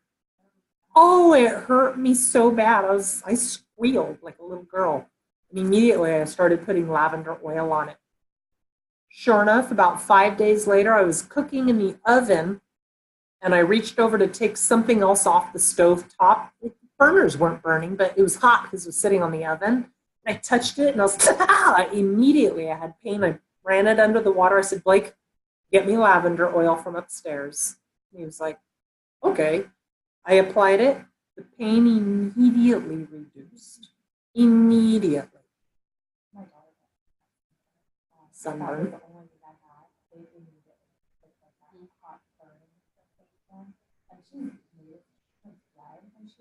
Mm-hmm.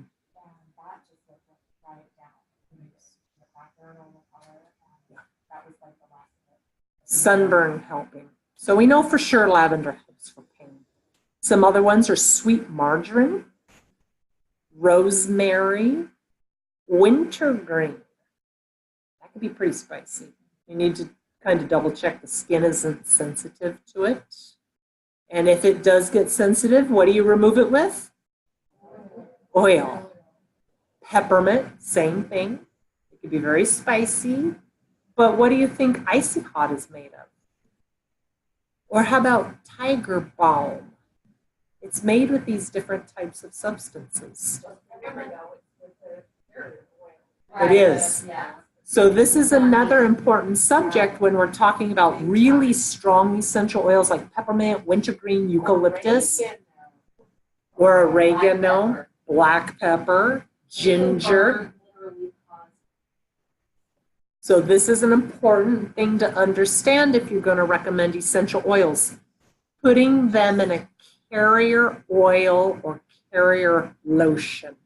So basically diluting it. You're not just going to take it straight out of the bottle it came in and apply 10 drops of black pepper oil. You're going to get second-degree burns from this oil. My daughter did that. You could do tea tree straight. So a lot of different essential oils on the bottle. I know for sure doTERRA will say neat. If it says that it can be applied neat, it doesn't have to be diluted. Except for children.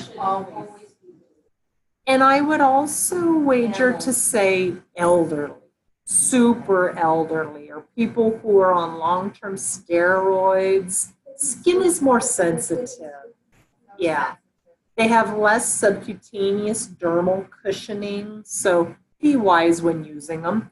And you have to do a little bit of homework, whether it can be applied directly, neat, or if it needs to be diluted, which can cause harm. Okay? So we have, next in line, black pepper oil. Like I said, you can apply it straight and get second-degree burns. And then you have nice ones like rose geranium, thyme, sandalwood.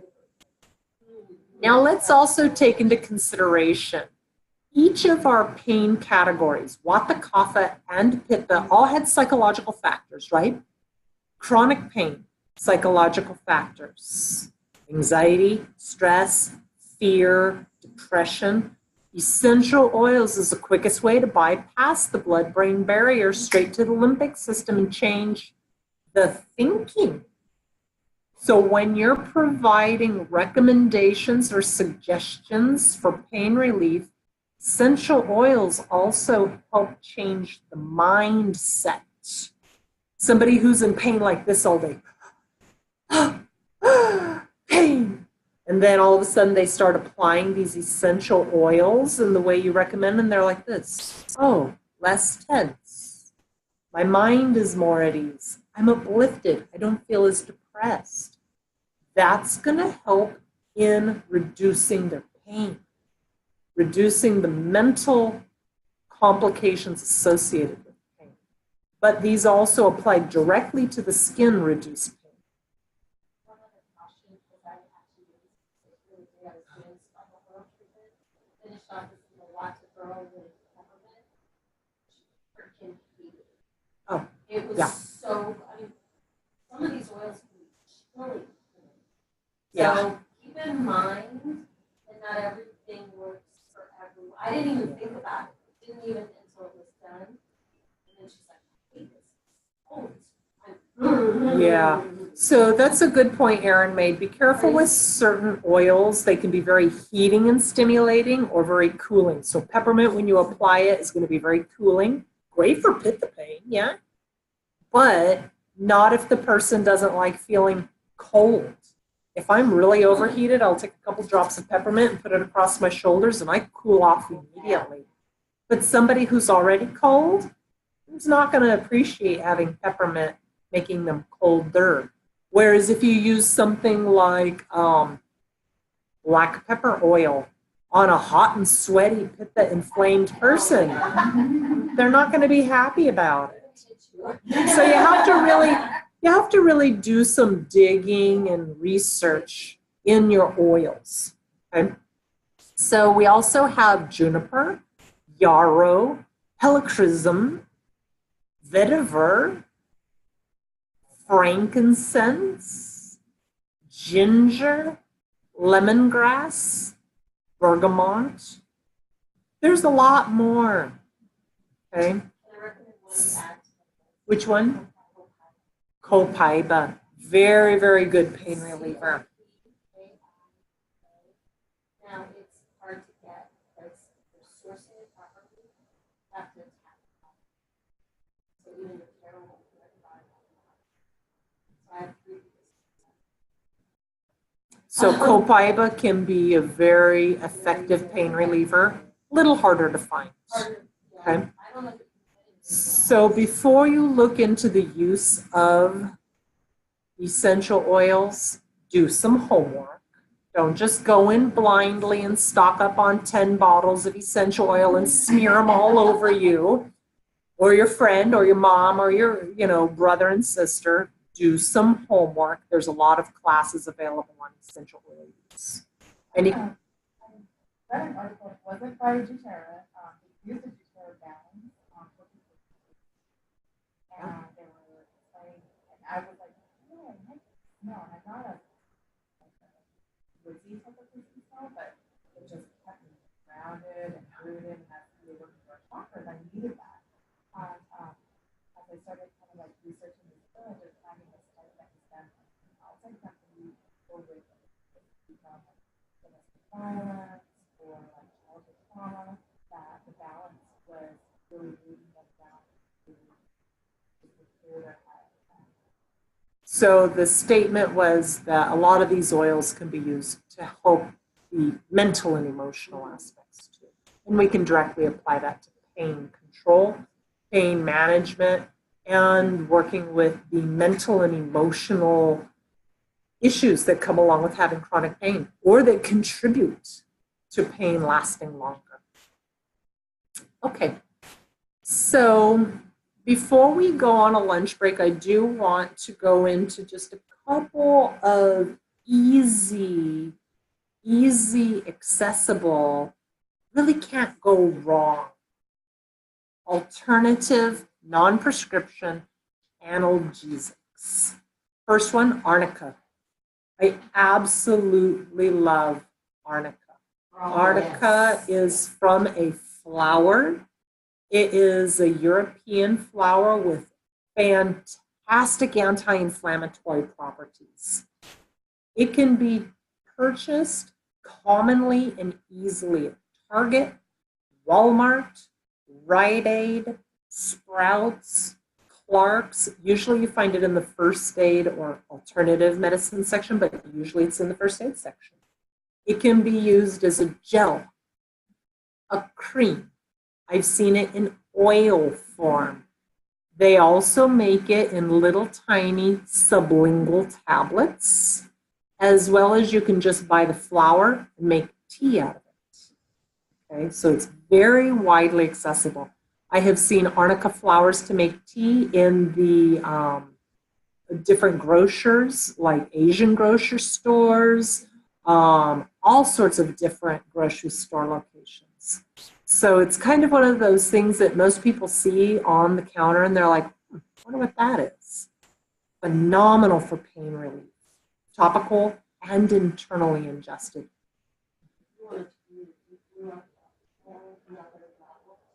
I always keep little bottles of arnica with just like 5 or 10 drops of deep blue. Never has failed me. No, you can buy arnica like gel or oil, like she was saying, and you just, I put it in really small, like bottles, little squeeze bottles, and put a couple drops in there. So because people can't hear you, Okay. I want to kind of keep things short. But what Erin is recommending and what is very helpful is combining essential oil pain relievers with arnica, topical application. Okay. So one thing that arnica is not commonly known for is skin allergic reactions. But any type of skin application, you need to double check that you don't have an allergy or sensitivity, so you do patch testing. Especially with the next one, capsaicin.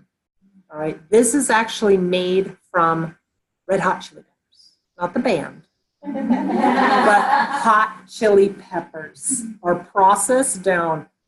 This agent has actually been shown to desensitize those C fiber nerve receptors. So let's think about the pain pathway for a moment. Back is hurting, sends a signal up to the brain, pain, pain, pain, pain, pain, pain, right? If you introduce a different stimulation with the hot chili pepper cream, all of a sudden the brain is busy saying, hot, hot, hot, hot, spicy and hot on my skin, and the perception of pain is substituted by the temporary hot sensation. Same concept with a TENS unit. So a transdermal electrical nerve stimulator, you put a little patch on or multiple patches on, you hook it up to the stimulator and it sends stimulation signals, which basically interfere with the pain signal going to the brain, like we discussed in the beginning of class, the nerve pathway. So the red pepper cream or capsaicin helps counterbalance those C pain nerve fibers through like a feedback disruption. Okay?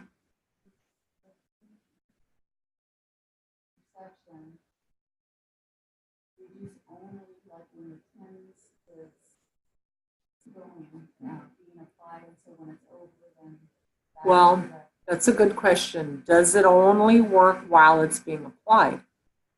Originally, what will happen is it'll only typically work when it's being applied. But you have to remember that the capsaicin warms the tissue, increases blood flow. By the pain being interrupted, pain perception is stopped or reduced, muscle tension, or wherever the area of pain is, reduces. So you're actually creating a platform for healing. Unless you're adding the capsaicin to burning inflamed joints, you know. So if it's a kapha or a vata related pain, you're going to actually be applying warming agent, which will counterbalance the dosha out of that doctor. So you're treating it as well as temporarily relieving it. Same thing with the TENS unit. You know, you can order TENS units. We should talk about that too for pain relief. You can order them at the mall. You can order them online at Amazon. You don't have to have a prescription to get a TENS unit. So TENS units are initially, when you put it on, it interferes with the pain reception pathway, but it's also doing underlying work by stimulating the muscle, stimulating that area of the body to increase its ability to heal. So if you have a big spasmed up muscle and you apply a TENS stimulation to it, the muscle will usually quiet down and unspasm, unless you have it on too high a setting. Then it's even worse. So, you know, there's a medium to everything. It's not one size fits all. All right, let's take a look here at, we're going to be working on pain treatment through Potali later on. Okay, so after lunch, we're going to take a full hour for lunch today. And we're going to learn how to actually apply a Potali for patients. But I wanted to discuss for a moment other ways than having to make an entire Potali. So you can make what are called lepas. Lepas are pastes that are applied to the body. L-E-P-A, a lepa. So one of the things that we have to consider when we're applying a lepa is what type of pain condition are you working with?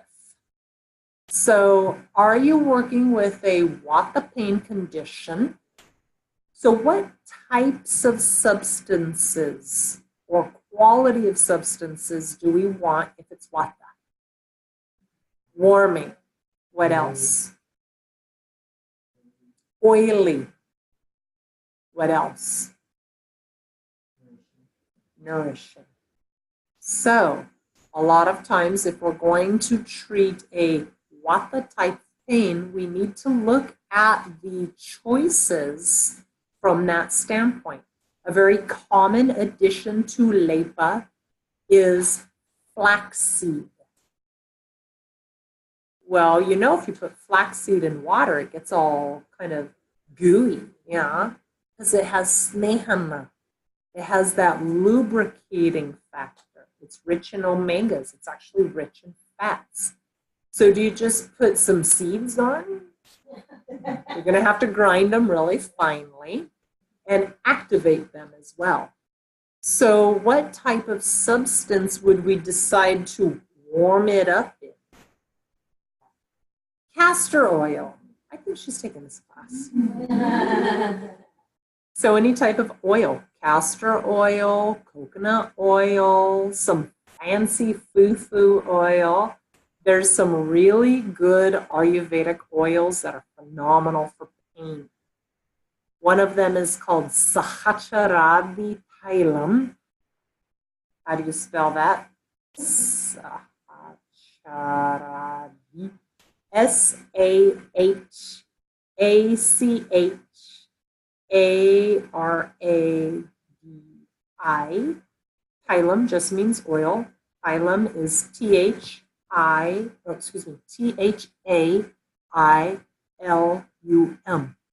You can get these again from Ayurvedic sources of herbs. So Sahacharadi oil is excellent. You can also use oils that are more nourishing in Brahmana, like Bala oil, B-A-L-A.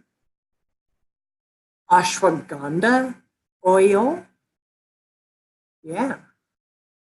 You can get basic too. You can just do coconut oil. Brahmi oil, great for the brain, the mind, not so much for pain. Another very good oil to use, which is slightly warming, sesame oil. Make sure it's raw. Make sure it's, a good quality oil. Remember, any of these kitchen type oils should also be good, high quality because it's going to absorb right into your bloodstream. Sesame is better for Vata because it's warming. Coconut has a cooling, so it's not as good, but oil, period, is great for Vata, pain. Now, Pitta pain, you don't want something too heated. Sesame might not be as good of a choice, so I would usually go for like a coconut oil, or you can go for one of these fancier oils, like Sahasrara Tailam. You can also look at kapha and decide, would I want to apply oil to a kapha condition as a topical lepa? Depends on what you mix it with. What if you mix it with heating herbs and the oil is just a carrier into the body? Castor oil is great for kapha. Oil in and of itself is not great for kapha. But if you're using it as a delivery system, you want to try to choose one that's better for kapha. So sesame oil, slightly warming, better. Or maybe you want to add some capsaicin to it, because that's heating. Add that into the lepa. Why would we apply a paste rather than a potpourri for pain? Like where?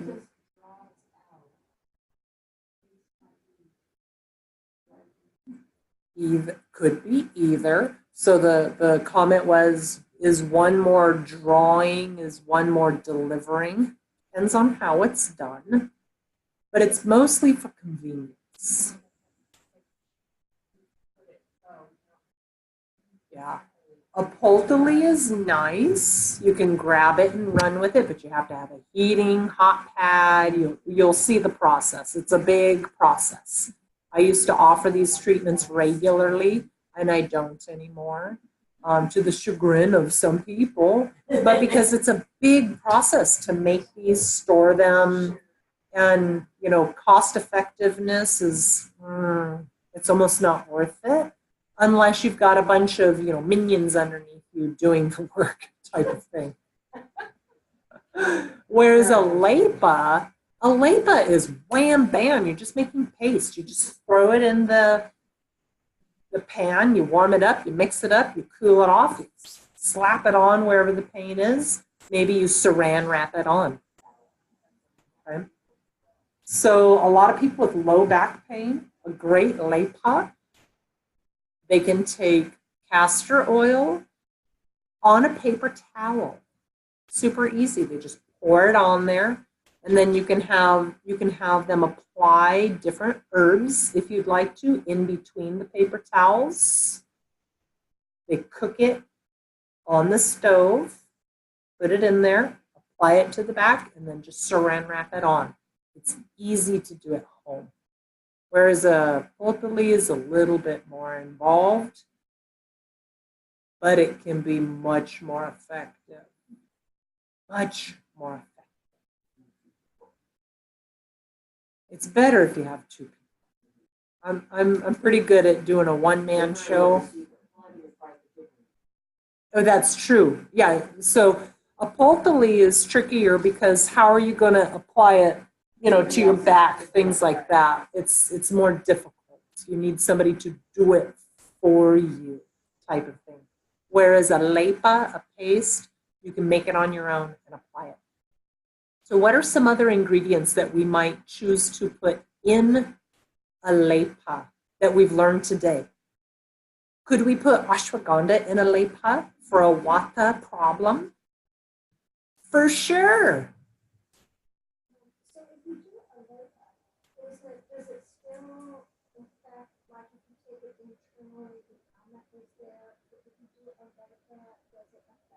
Great question. Great question. So we discussed ashwagandha, that you have to be careful if you have ama that you don't take it internally. What happens if you apply it externally? You don't get ama. Okay. So let's say we've got somebody with dry, brittle, vata type of pain, but too wimpy of a digestive system to handle a lot of stuff. Let's take, for instance, my godmother. She was brought home from the hospital to die. She was on death's door. Couldn't eat anything. She had gastrointestinal cancer, was completely taking her over. She wasn't even awake to eat. You know, we just brought her home for comfort. But you could tell she was in pain. She had a lot of chronic pain. So I was like, well, at least I can manage some of her pain. So I purchased Bala Ashwagandha Thailand. Bala is building ashwagandha oil. Warmed it, applied in paste form, and put it to her areas of pain. Greatly reduced her pain. Long story short, she ended up living for 4 more months, celebrating her birthday, getting some new hairdos and stuff like that. But when you can't ingest it, you can apply it topically. So Vata pain, could you do Kapikachu in a lepa? Might not be my first choice, but yes, it's Brimhana. Can I do Shatavari in a lepa paste? Sure can. Ashwagandha would probably be my first pick. What else would I put in that lepa to be Vata nourishing? Oil, right? Castor oil, coconut oil, sesame oil, Bala ashwagandha oil if you want to be fancy. Can I put something in it to make it penetrating? What would I put in it? Heating and anti-inflammatory. Maybe some turmeric powder. Maybe some hing. Well, it's going to be a stinky lepa. That's a stinky lepa. But if it works, who cares? You know, people who are in that much pain, they don't care if they smell like garlic or sulfur at that moment at least. So you can add hing to the lepa. Now, what if we have a pain condition that has a lot of inflammation? We're looking at more pitta. We want more cooling. So what might we choose? Peppermint will be cooling. Chamomile oil would be cooling. So we could add a little of that into the treatment or on top or after the lepa. What kind of oil might we choose? Coconut, castor, probably not sesame. Unless it's the only thing you have, then that's fine. What kind of medicaments might we add in?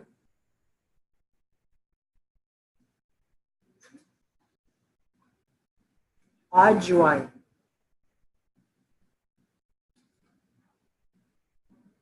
About ajwain, celery seeds. That may help the pain, but it won't be clogging. It won't be too depleting, won't be too heating. Grind them, definitely. We'll learn how to do that. We'll do it in the poultice today.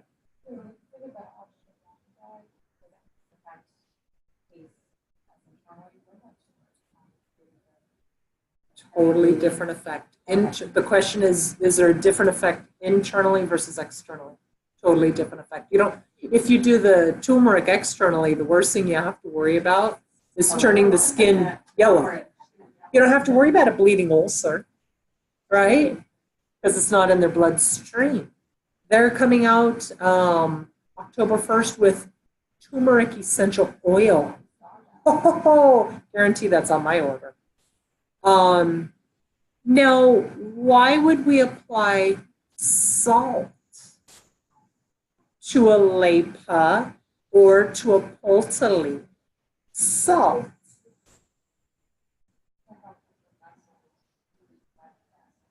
Very good. Help the muscles release lactic acid.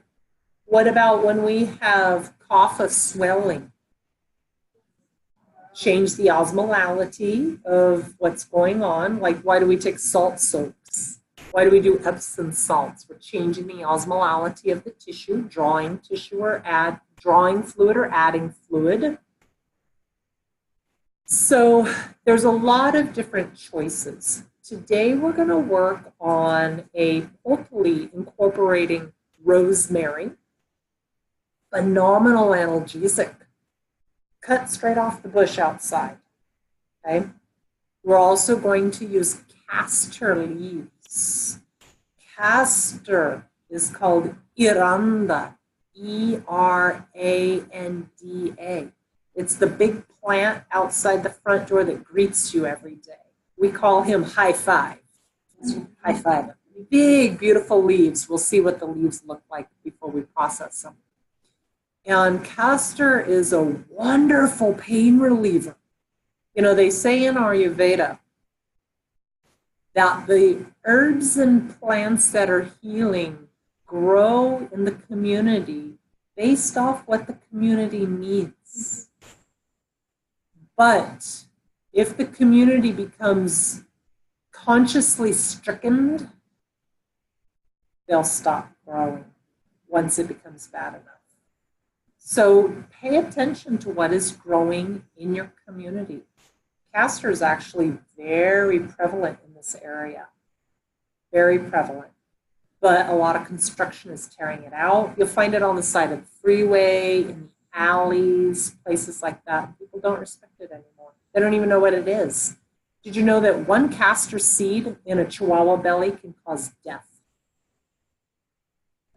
Yeah, castor seeds are extremely toxic. So you have to be careful how you process a plant. You have to know what parts of the plant are useful for what. Okay? We're only going to be working with the leaves today, and those are not toxic. They have a little bit of heating quality, but their main property is analgesics. Yep. And why I don't keep it planted in the ground. That way, if I ever need to yank it, I just take it out of the pot. Yeah, so you do have to be careful with castor, the way you prepare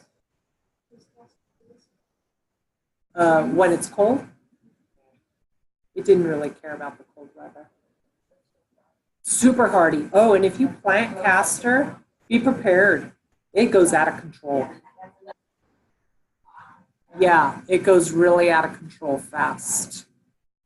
So we also want to look today at the use of sage. Now, a lot of people, we use sage for cooking. We use sage for smudging, getting the count of bacteria, viruses out of the air. But sage can also be used in a topical lepa or potali. It's an analgesic as well. So I like to use multiple analgesics when I'm making a lepa because everybody's a little bit different. This is my favorite combination. This is what they use in India for the treatment called Patrapinda Swedana. Patrapinda Swedana, we're going to learn how to make the potali, and I'm going to show you how to do it. Okay? Now, we also use flaxseed for the snehana property to it, and we're also going to be using oil. I've selected some castor oil. Yeah, you can use chia seeds. Yeah, you could. And then ajwain for the pain relieving, warming. Okay. So,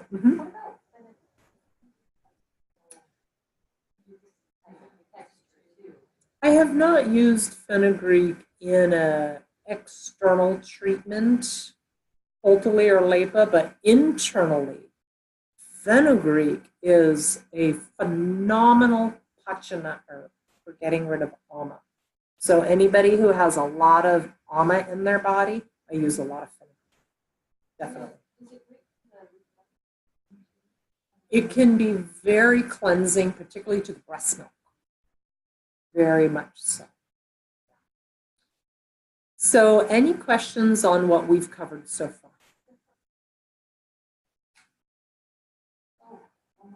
When you make the paste with the liquor, how do you, if you have excess, can you keep it? And how, No, maybe for later that day, maybe for the next day. So the question was, if you make a lepa and you've got too much paste, can you like store it, reuse it?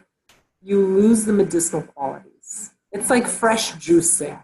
You know, the vitamin, the healing, it's still juice, but the healing properties dramatically reduce. Yeah, anybody have pain? Here's some paste. Paste and run. Yeah.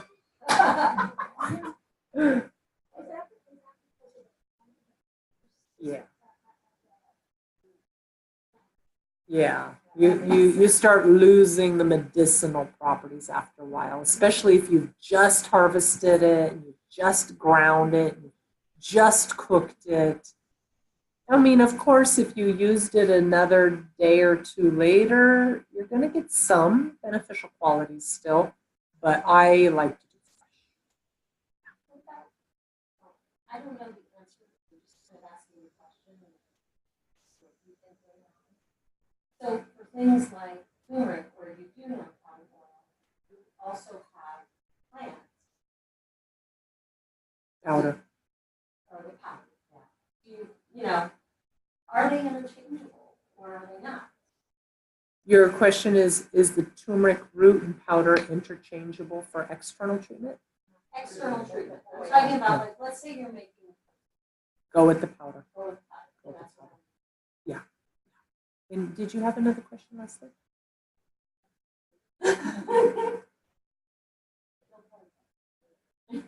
No worries. So we're going to go ahead and take lunch. So it's, oh, you remembered. Go ahead. When you make the powder, and you don't mix it with, and you store that. Which kind of powder? So if you purchase an Ayurvedic powder, let's say you go to Banyan Botanical and you order a half a pound of ashwagandha powder, because you know you're going to make different treatments or take it internally or externally. They recommend that you store it in the freezer to save the shelf life longer, but after about a year, you start dramatically losing medicinal properties. It's a pretty good amount of time. Fresher, better. Same thing if you have flax seed, only grind up the amount that you need right then, because fresh ground is better. Like fresh cracked pepper is more medicinal than cracked pepper in the container from Costco that was cracked 5 years ago. You lose the medicinal properties. So once you activate them and you start cooking them, heating them, combining them, you need to use it right away. You know, within that day, typically. But every once in a while, I'll make a batch of propolis and I'll be like, you know, I'm going to hold on to this one for a couple days and keep reapplying. You're still going to get some benefit, just not as much as that first fresh kapow. Now, a word of caution. When you do a lepa or a potpourri with the rosemary, castor, and sage, like we're going to do today, some people will get a little euphoric from the sage. So you have to make sure they're well grounded before they go and do anything.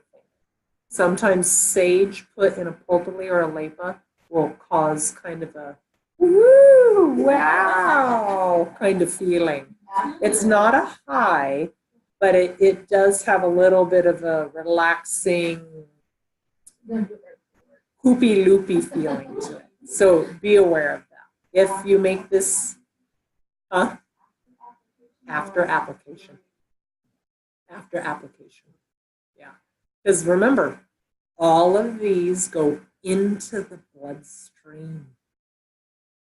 Big common misconception is it's topical, I can't go wrong. Not true. You can burn, you can blister, you can make it worse, you can choose the wrong agents, make the pain condition worse, and you can have systemic reactions from these things.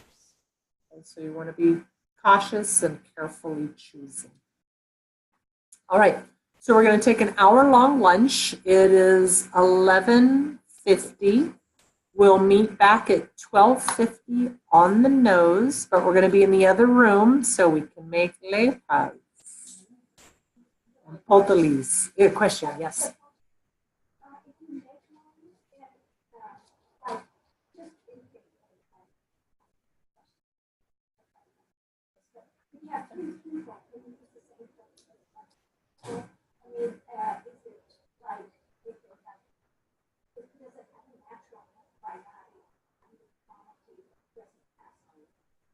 Question is, if I make a lepa or if I make a potoli, can I use it on multiple people? No. If somebody has shingles, herpes, MRSA, chances are that these herbs, because you're going to stick it in the hot fryer, you'll see, you're probably going to kill all the bacteria, but we don't cross-use them. One person, and plus, when you see what the potoli looks like when we're done with it, well, it's like a mashed up bag of blob. Like it's like one-time use, toss it. But what I will do with the potolis a lot of times is I'll make it, I'll use it, and then I'll wrap it in a bag and give it to the patient and say, you can use this again tonight and tomorrow. If I trust them. Sometimes I'm like, no, you won't know what to do with this. And I just toss it afterwards. By the time you've used it, it looks so banged up and out of control. Sometimes I burn them, you know, the potoli and stuff's falling out at the end. You have to be careful. But it can cross viral contaminant. All right. Very good. So what I'm going to do is, do